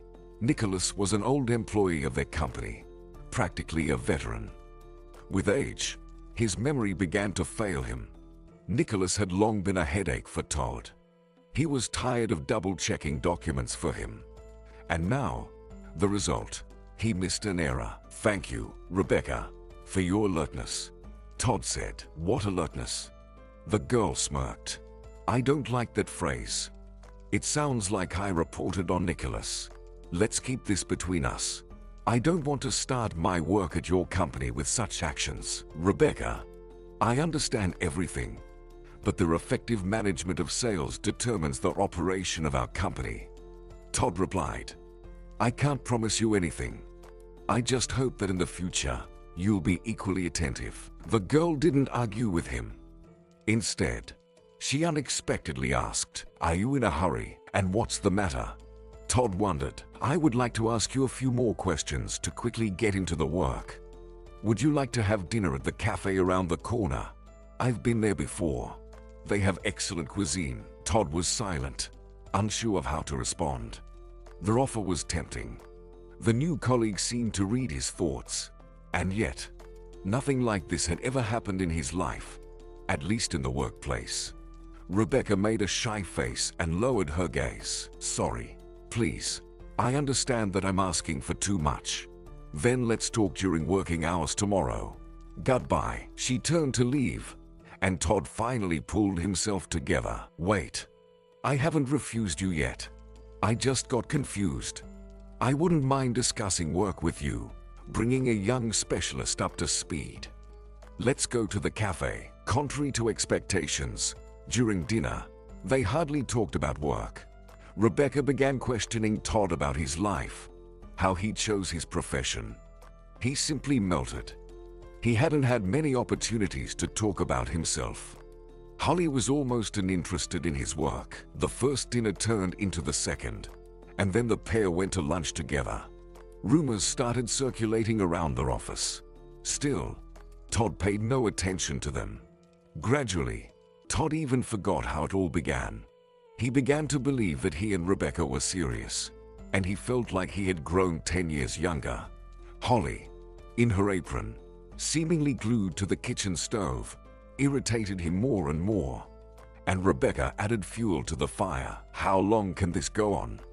She asked, pouting. We make such a good couple, complement each other perfectly, and you're clinging to some dead weight. Darling, I don't understand you at all. Do you pity her or what? A little. We spent so many years together. What will happen to her if I leave her? Holly is entirely unaccustomed to life. I don't know what will happen to her, Rebecca replied. But I can tell you for sure what will happen to me if you don't leave her. I'll leave you, Todd. Definitely. From the company too. Because I won't be able to come here every day and look at you. It's beyond my strength. In the end, endless persuasion worked. Todd gave in. Fine, he muttered. I'll talk to Holly and explain to her that we can't live together anymore. I'll go with you, Rebecca interjected. I suspect that if you go alone, you won't be able to talk to your wife frankly. You're so soft, Todd, always feeling sorry for everyone. And as if to confirm her words, he couldn't refuse the girl. Holly was utterly crushed by this conversation. She had long suspected that something was wrong in her relationship with her husband, but she couldn't even imagine that things were so bad. And it had to happen precisely when Erin came to their town. Holly didn't know whether to be happy about the coincidence or not. On the one hand, she felt terribly ashamed in front of her sister. On the other hand, Holly knew where to go. She deliberately sat in the back seat of the taxi, hoping to hide from the driver's gaze. Tears streamed down her cheeks, and the same word echoed in her ears. Poor, poor, poor. Sometimes Holly felt like the taxi driver was looking at her in the rearview mirror, but she didn't care anymore. What difference did it make who thought what about her when her life was over?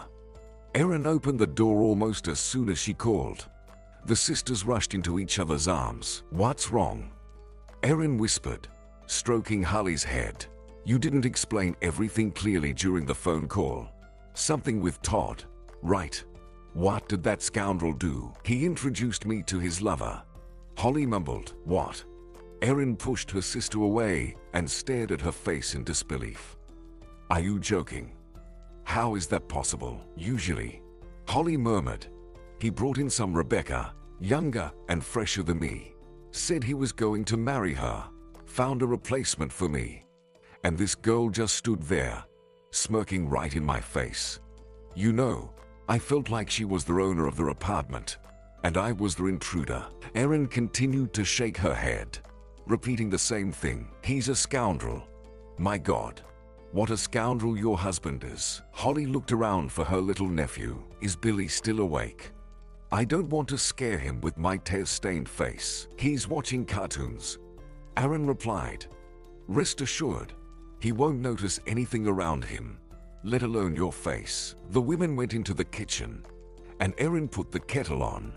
She didn't interrupt her sister, allowing her to express herself, listening silently without interruption. Holly continued to cry until her tears dried up. She recalled various incidents that had seemed insignificant before but now loomed as massive grievances. He didn't even give me flowers, Holly said. And in general, I've long forgotten how they smell. Now I understand why. Probably spent all the money on this Rebecca. She doesn't look offended.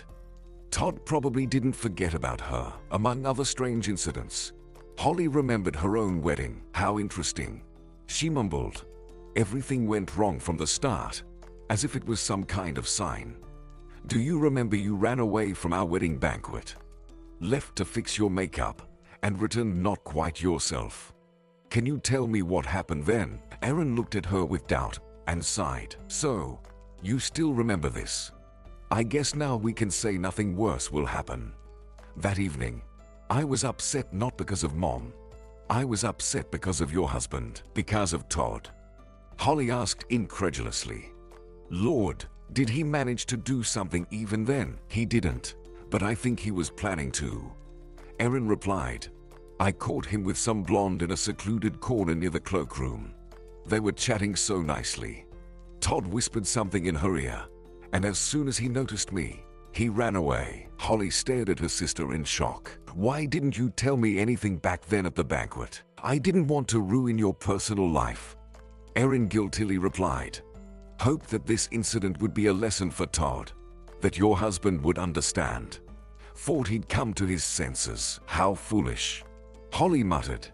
It would have been better if it all ended then, on the wedding day. Forgive me, Erin said. I was your older sister, but behaved worse than a baby. Nurtured some naive hopes. Believed in people. I'm not any better. Holly sighed. Believed in some charlatan. I should have thought about it back in the village.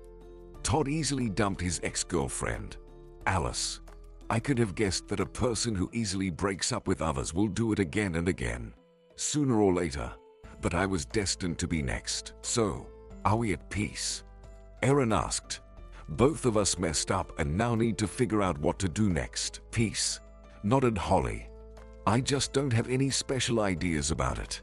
First and foremost, I need to find a job, and we'll see from there. But who would hire me without experience? I spent so many years at home, and during that time, all the laws have changed. Besides, what kind of lawyer can I turn into? I'll have to start learning everything from scratch. You'll learn, Erin confidently stated. Haven't you always been the best? In school and college? When was that? Holly sadly smiled. Back then, I was young, and my mind worked better. People change with years, sister, except for you. Erin insisted. Mark my words, you'll find the best place in town.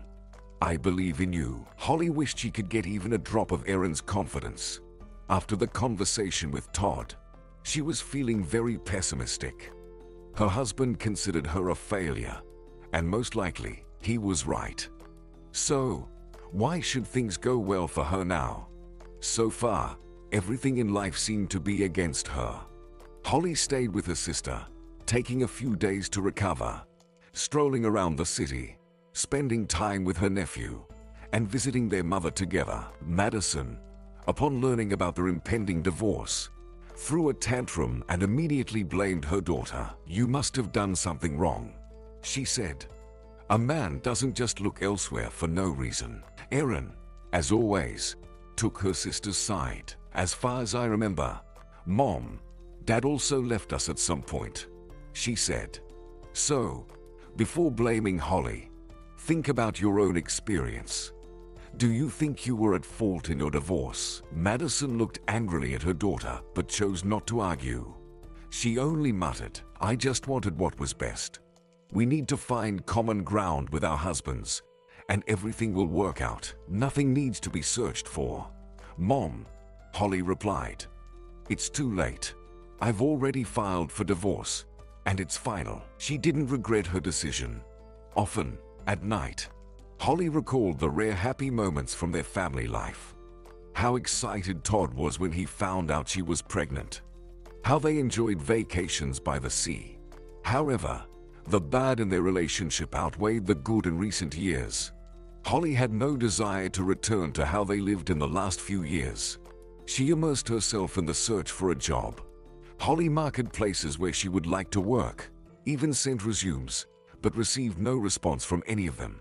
So, she chose simpler places, and she was even invited for interviews. However, upon hearing that the woman hadn't worked for many years, they promised to call her back and disappeared without a trace.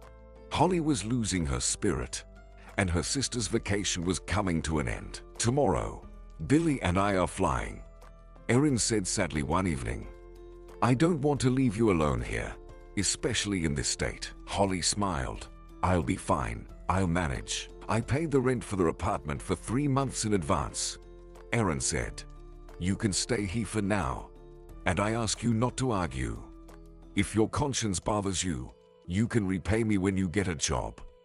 But actually, you don't have to pay me back. After all, we're sisters to help each other." Holly gratefully nodded. "Thank you, Erin. You always come to my rescue. I don't know what I would do without you." "And I without you," Erin replied. "At least not alone. I definitely couldn't handle our mother." The sisters hugged but didn't cry. There had been plenty of tears shed recently. Holly was left alone in the morning. It felt like the whole world was against her. She went for another job interview, but as usual, it ended with nothing. Returning home, she visited the shopping center. She didn't have much money, and it seemed like there was nothing to buy. Erin had provided her with supplies for the next week, but Holly really wanted to distract herself. Just to wander around the store, look at the goods, and imagine that she was just like everyone else, not some outcast. It was here that the most important meeting of her life took place. Fateful, one might say. Holly walked through the store, looking at the displays with interest, and was about to leave when her gaze fell on the shelf with cosmetics. More precisely, on the lipstick lying there. For some reason, maternal reproaches surfaced in her memory. Madison believed that her daughter was to blame for her husband's infidelity. So, maybe she was right. Holly saw her reflection in the mirror and grimaced. Perhaps, if she were in Todd's or any other man's place, she wouldn't want to date such a pale person. What is this reflection? I just want to cry. Unconsciously, Holly took a tube of lipstick from the shelf. She realized that it was a silly and unnecessary expense, but she couldn't help herself. Bright colors lured her, attracted her like a magnet. Holly couldn't resist their obsession. Still in a dazed state, she headed to the cashier, and there, real battles were unfolding. As Holly understood, one of the customers, an elderly woman in her 70s, couldn't find her wallet in her bag, and it infuriated the cashier. "Please, don't hold up the line," she said. "People are waiting for you, and I need to work." Some in the crowd supported her with agreeing exclamations. Holly looked towards the cash register. The elderly woman looked like some retired teacher.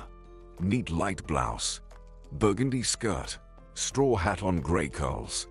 Holly rarely saw such people in real life, more often on TV or in pictures. The stranger looked very lost, overturning her purse, but found nothing. Holly slowly placed the lipstick on the shelf next to the chocolate bars and began to push her way to the front of the line. Now she had a new goal. "Just wait a second. It will definitely turn up," the old lady muttered, rummaging through her bag. "I couldn't have left my wallet at home. This has never happened before." Someone in the crowd whispered something sarcastic about her age. Holly looked at the rude person with a disapproving gaze. The elderly woman was already very close. When Holly reached the cashier, The saleswoman looked at her in surprise. "I'll pay." "Tell me how much," Holly said. She hesitated at her own decision, realizing that she might be spending her possibly last money on someone else's purchase. But she couldn't help it. It was impossible to pass by such injustice. The old woman waved her hands. "No, no, you don't need to pay for me. My wallet will surely be found. And if not, I'll come back to the store another time." However, Holly was determined to see this through. She couldn't calmly watch this scene unfolding before her eyes. "But I'll still pay," she repeated. How much? The amount the old lady had shopped for turned out to be significant. Holly even doubted if she had enough money. Yet, luck was on her side. Counting her last bills and collecting the change, Holly nodded to the stranger. "And now let's gather your purchases and leave. Do you have a bag?" The elderly woman watched her with surprise, apparently not expecting salvation to come from somewhere unknown. Holly noticed that the stranger's face turned red, and she grabbed her elbow. "What's wrong with you? Are you feeling unwell?" Nothing. Everything's fine," the old woman replied. "I think my blood pressure went up. It will pass soon." Holly remembered her grandmother, Lauren. She still lived with her mother and often felt unwell, but always, in moments of illness, behaved just like this, convincing others of her health. "Where do you live?" Holly asked. "I'll accompany you." The elderly woman waved her hands. No, I can manage on my own. My house is very close." "With those bags?" Holly asked. "No, don't even argue. I don't want you to fall somewhere on the way. Let's go together." She took the bags from the old lady and walked beside her. The elderly woman was waving her handkerchief and repeatedly saying, "I can't understand how this could happen. Thank you, my dear. Thank you so much." "Don't worry so much. Nothing terrible happened." Holly smiled. "Anyone can experience something like this. Today I helped you. Tomorrow someone will help me. You're a real angel." The woman said, "I'll repay you. Don't doubt that. And I'll definitely treat you to tea with a pie. You look so thin." "No offense, my dear. Being thin might be in fashion now. But you look like you've been starving. You shouldn't be on diets for so long. It's harmful to your health." Holly smiled sadly, thinking that the elderly woman had almost guessed it. For the past few days, she had felt sick from sorrow. Holly had no appetite. Upon seeing the house to which the old woman led her, Holly stopped. "So, you live here?" she asked in amazement. The elderly woman looked at her in confusion. "Yes, right here." "What's the matter?" Holly shook her head. "Nothing. It's a very beautiful house. I haven't been in these parts before, and I regret seeing it for the first time." In fact, her surprise was caused by something else. The house they approached was considered elite in the city. Apartments in this area cost a fortune, and ordinary people didn't live here. Holly couldn't even imagine that her chance acquaintance would turn out to be someone important. They entered the entrance and took the elevator to the top floor. Holly carried the bags to the kitchen and stood by the window. The panoramic view from such a height was breathtaking. "How beautiful," Holly whispered. "Isn't it?" Lydia proudly asked. "I love it too. I never tire of admiring this view. By the way, my name is Lydia." "Holly," she replied, unable to tear her gaze away from the window. The apartment owner started setting the table, and Holly looked around. Children's drawings hung on the walls, and on one of the shelves was a family photo. "Is this your grandson?" Holly asked, pointing to a red-haired, freckled boy about 10 years old. "He's adorable," Lydia sighed. "Yes, he's adorable. But Lyle's temperament is just a nightmare." Holly didn't inquire further to avoid seeming too curious. Instead, Lydia initiated the conversation. "Will you tell me a bit about yourself?" she asked. "I want to know more about my savior." Holly shrugged shyly. "I don't even know what to tell. Where do I start?" "Start with the simplest," Lydia suggested. "For example, the ring on your finger. Are you married? Holly flinched and looked at her hand. She wore the ring out of habit, but she couldn't just spill the details to a stranger. On the other hand, why not? I'm getting divorced soon, Holly replied. Why? Lydia asked.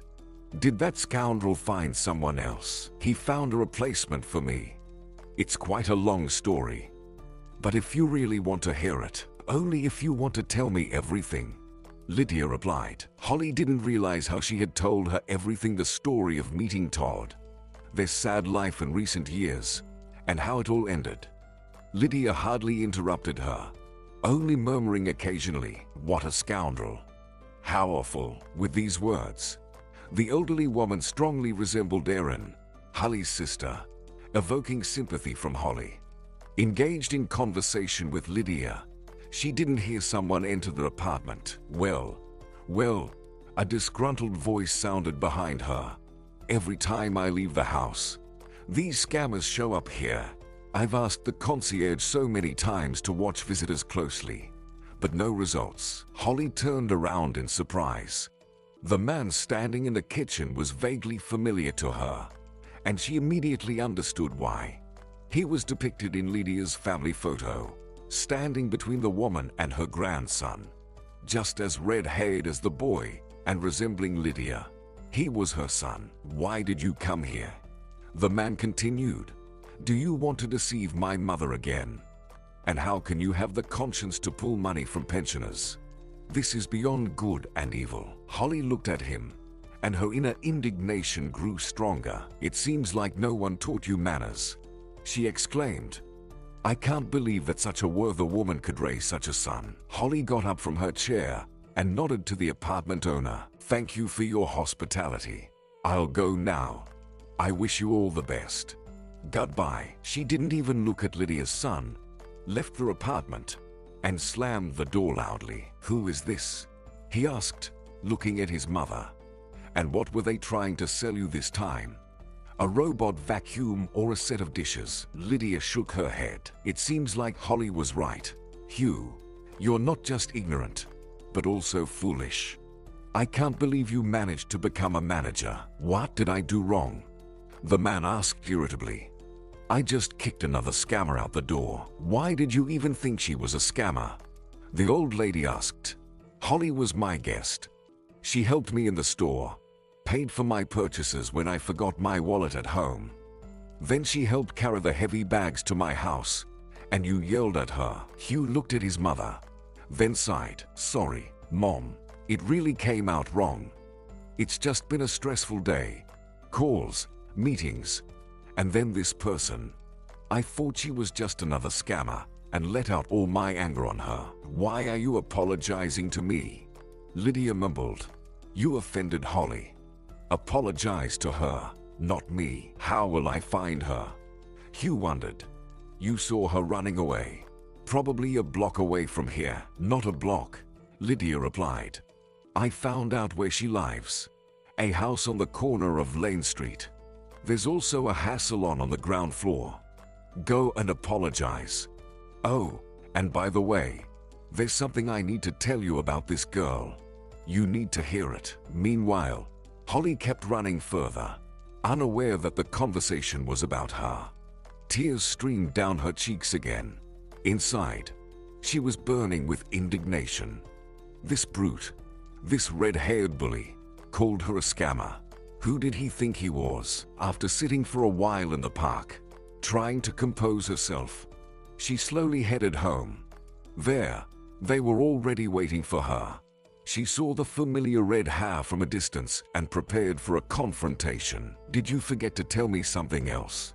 She asked as she approached. I regret to inform you that our conversation is over, and I can say that meeting Lydia was more pleasant than meeting you. The man shook his head. No, I wanted to apologize.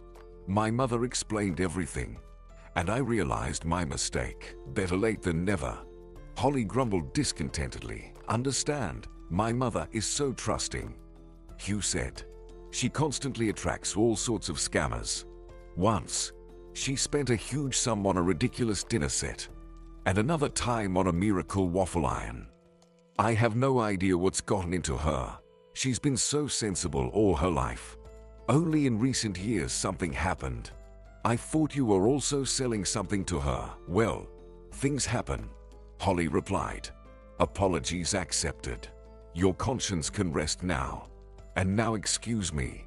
I need to go. She wanted to bypass the man, but he stopped her. Money, Hugh said, offering bills. My mother said she owed you. Please take it. There's more here than needed, Holly remarked. Still, take it, insisted the man. Consider it compensation for the moral damage. After some thought, Holly decided that Lydia's son was right. She wasn't in a position to refuse the money. All right, thank you, Holly said and tried to continue her way. But Hugh detained her again. My mother said you have some problems, Hugh continued. She said you were looking for a job. Holly blushed, imagining what else Lydia might have told him, and spoke more bluntly than intended. Yes, I'm looking. What's it to you? Can you offer me a job? She didn't expect a positive response, but Hugh didn't meet her expectations. Maybe, he said. Now I'll dictate the address to you. Come tomorrow morning.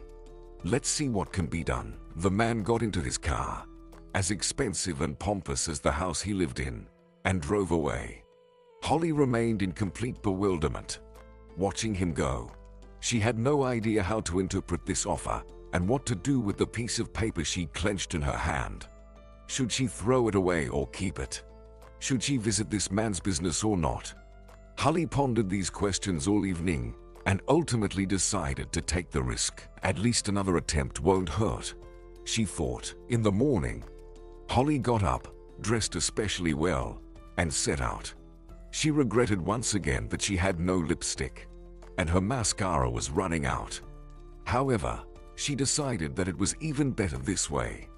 Let them assess her as a professional. She was in this mood throughout their entire journey to the company, and in front of the entrance, she unexpectedly became scared. Not even their anger at Hugh, which Holly repeatedly tried to invoke within herself, helped. It just evaporated somewhere. Holly felt her knees trembling, much like a student. She managed to reach the HR department and knocked on the door. May I? She asked. The elderly woman sitting behind the desk looked at her sternly. What's the matter? I was invited by Hugh, Holly replied. The woman gave Holly a disapproving look and picked up the phone. Hugh, someone came to you. A girl says you invited her. I'll be right there, he replied. The boss will be here soon, she said, continuing to look at the visitor suspiciously, as if thinking that Holly came to steal something from them. Hugh came in a minute, greeted Holly with a handshake, and said, addressing the woman behind the desk, Meet Isabella. This is your new employee, Holly. We were looking for a replacement for our Anna.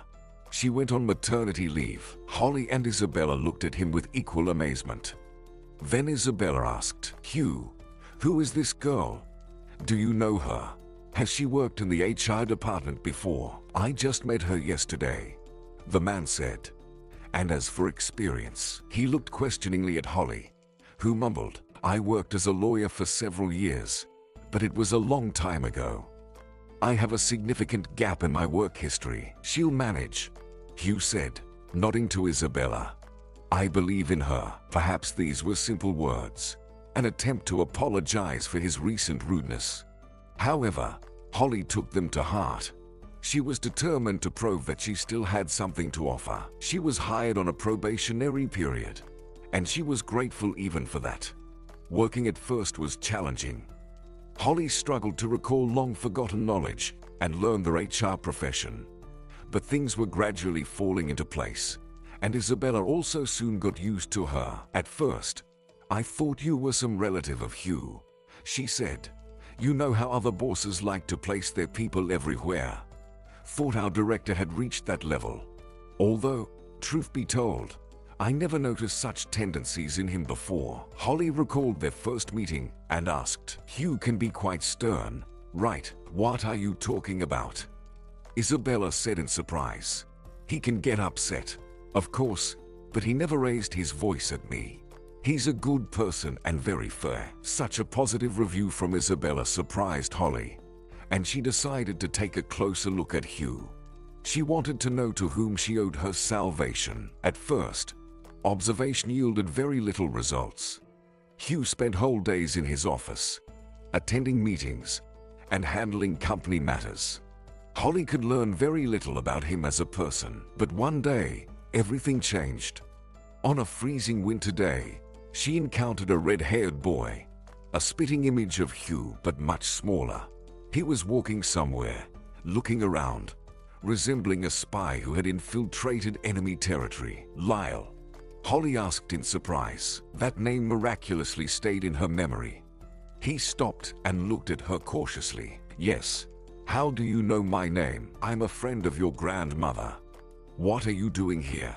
She asked, hiding from Dad. Lyle replied, just don't tell him you saw me here. He'll scold me for running away. Somewhere in the distance, Hugh's voice could be heard. He seemed angry. Holly, not knowing why she was doing this, led the boy into the women's restroom and closed the door. They stood there, listening to Hugh passing by, grumbling, Lyle, you scoundrel. Just wait until I catch you. See, he's upset. Lyle whispered to Holly. Don't give me away to him. Why are you here at all? Don't you need to be in school? School is closed today. There's some urgent repair going on, and Dad took me to work. He said if I stay with Grandma, I'll give her a heart attack. Why are you running through the corridors? Holly asked. Because Dad gave me colored pencils and a sheet of paper, like I'm 5. Told me to sit quietly and draw. I'm not an artist to spend the whole day with colored pencils. I'll wait. I understand you. Will you help me sort out the closet? And I won't give you away to your dad. How does that sound? The boy looked at her and sighed. Okay. It's better than coloring kittens. Isabella wasn't surprised to see Lyle at the door of her office. Probably, the boy had been to the company more than once. Holly explained to him which items to discard and which to keep, and the boy got to work. Initially uncertain and grumbling, he gradually got more involved in the task. There goes this paper, and this one goes aside, he grumbled, compacting the trash bin. Holly, can you believe my dad? He treats me like a 5-year-old. Well, now I'll help you here. This is more fun than coloring. Holly watched him for a while, then left their office and went to the director. May I? She asked. He was sitting at his desk and was noticeably in a bad mood. Of course, the search for Lyle was unsuccessful. Holly, what is it? Hugh asked. I know where your son is, she replied. I met him in the corridor and brought him to my office. Right now, he's helping me organize the archive. Lyle said he got tired of coloring pictures, so he ran away. So, you hired him? The man sighed. Now I have to pay him a salary too. Well, thank you for telling me about this. I won't expose you, but I'll scold him later. No need. Please. You have a wonderful son. He's just going through a transitional age. And honestly, I think you're being unfair to him. Any child would be bored here. Hugh chuckled. Here's the deal. It's boring here. Why don't you come to the New Year's corporate party with everyone? It'll be fun, Hugh suggested. Holly shrugged. I don't know what to tell you. I haven't been working here for long, and I feel awkward going there. Plus, I don't like noisy events. What if I tell you that Lyle is going to? Hugh asked. Will you go with this gentleman, Lyle? Holly exclaimed. To a restaurant. Hugh, but he's little. Can you do that? I don't know what you've imagined, but all our events are decent, Hugh said. No one gets drunk or starts undressing. Besides, I have no one else to leave him with. Mom, of all times, is going on vacation. So, are you going? Will you be a nanny for my son? Hugh himself didn't know where this desire to take the newcomer along came from, but she unexpectedly agreed. I'll go, Holly replied. I need to make sure everything is okay with Lyle. That's how it happened that Holly found herself at the corporate party she had been afraid of. Lyle didn't look very happy, but he brightened up a bit at the sight of Holly. Did they force you to come too? He asked. Holly nodded. Your dad, tyrant, the boy said, causing Holly to laugh. 2 against 1. Ha! Hugh remarked.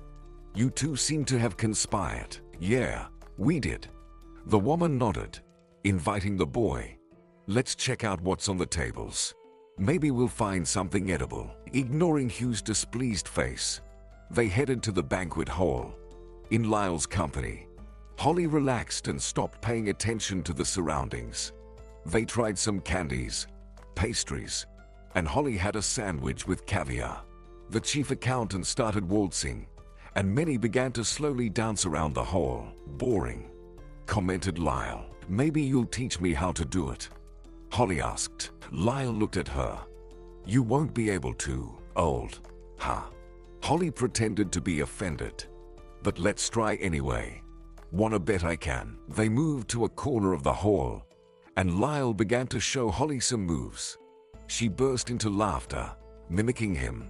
This pair completely forgot where they were and who was watching them, and Hugh watched them, as did the party's host. To Holly's surprise, at the end of the evening, they were awarded the first prize as the best couple in the hall. The boy returned home in high spirits.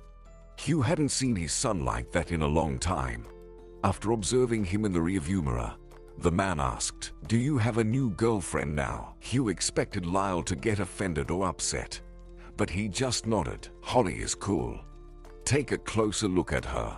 Dad, what do you mean? Hugh asked. In this way, Lyle replied. Let her live with us. You and Grandma are so dull.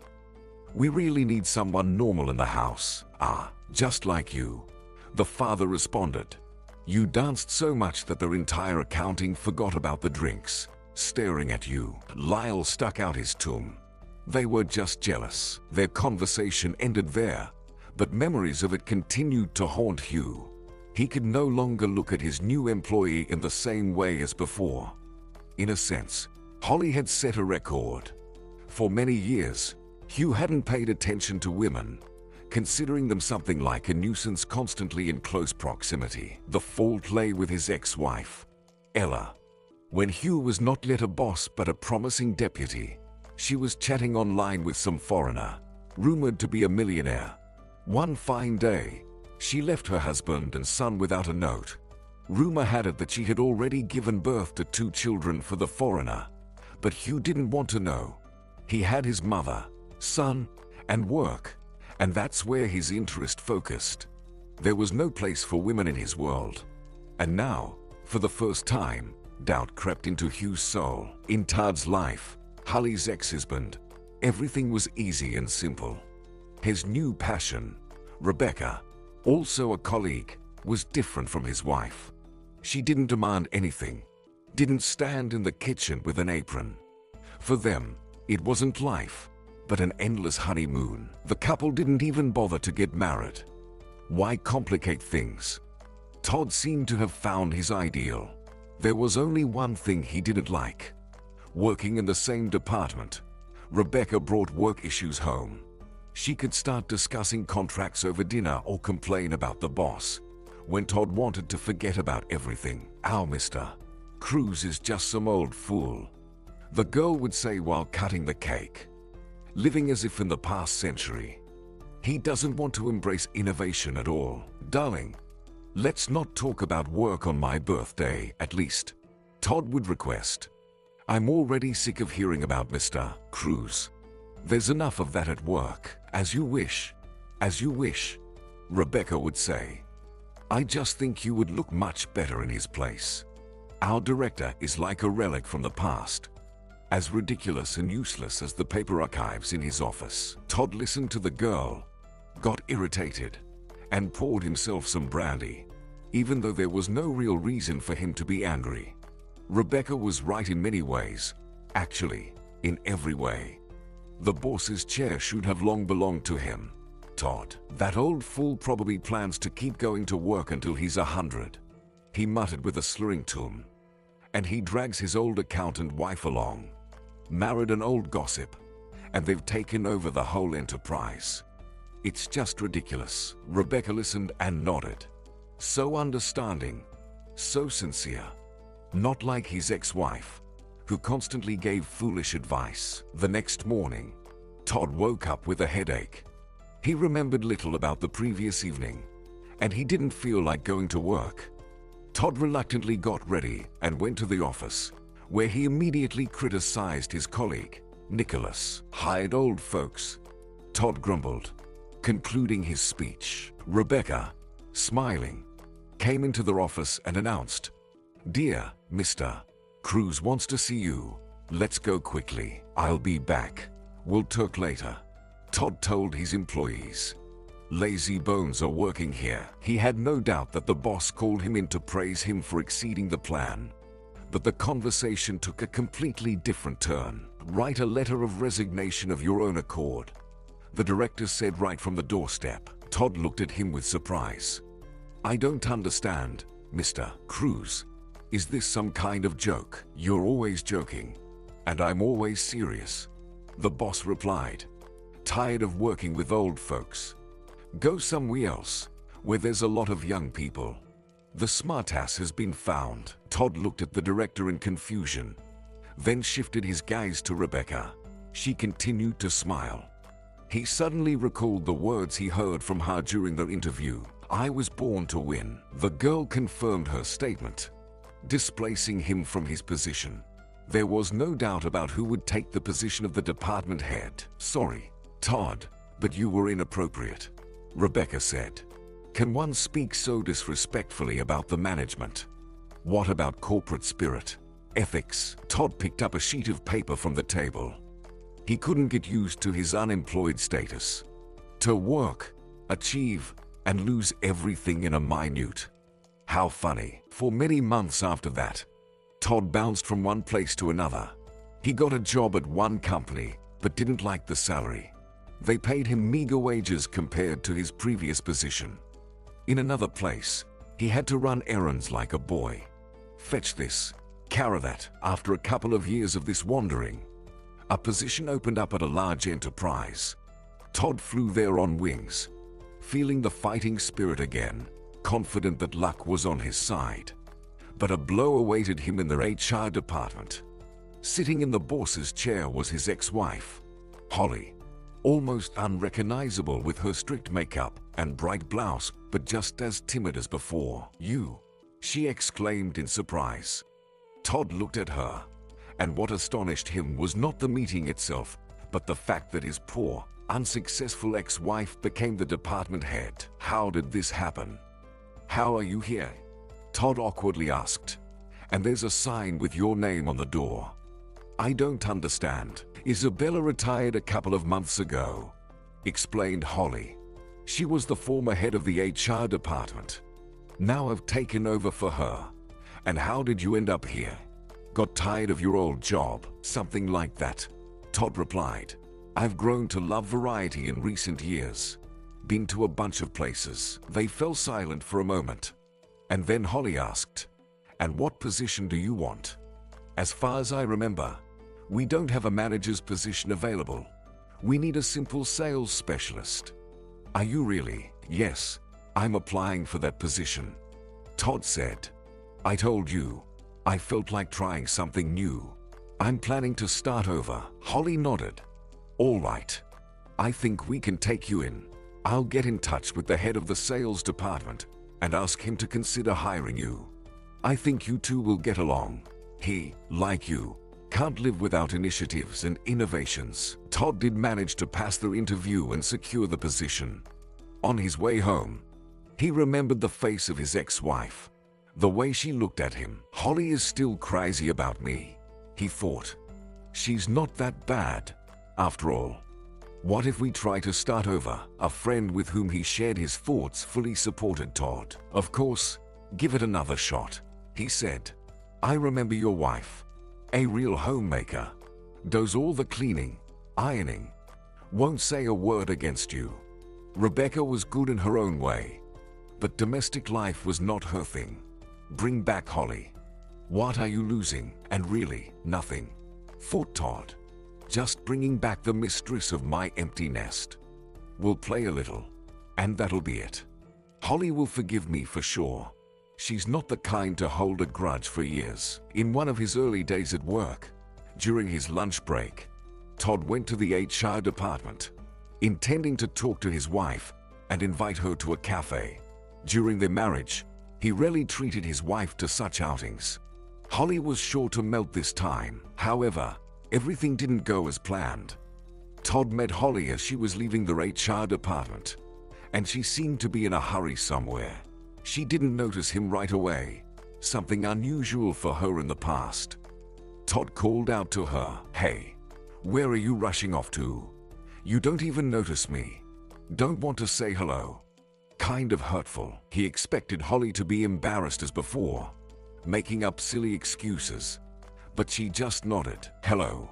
I'm sorry. I'm in a hurry. Are you here for work matters? Let's talk after lunch." "It's not the right time now. I'm here for personal matters." Todd objected. Now he had achieved what he wanted. Holly finally seemed flustered. "Personal matters?" she asked again. "I don't understand, Todd. What personal matters could we have?" "Nothing yet, but they could arise. How about having lunch together? There's a good cafe around the corner. I checked it out yesterday.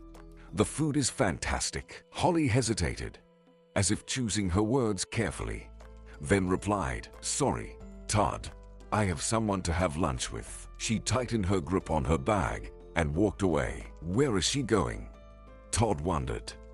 "In a hurry to meet a friend. Her husband is waiting." A female voice behind him answered. "They go out for lunch together every day. Never broke the tradition." Todd looked back and saw a girl he had seen in the HR department. She seemed to have just graduated from college. The girl nodded friendly and pointed to the window. "See for yourself." Todd looked out at the street just in time to see Holly meeting a well-dressed, red-haired man who kissed her on the cheek. Engaged in lively conversation, the couple headed towards a car. "That's our director, Hugh," the girl said. "Didn't you know? They're husband and wife." Todd, almost speechless, nodded. His tongue wouldn't obey him. "Do you need something from HR?" the girl asked. "You're 5 minutes late. Now you'll have to wait. Lunch has just started." Todd hardly listened to her, watching the departing car. Only one phrase spun in his head. "Late. Not by 5 minutes.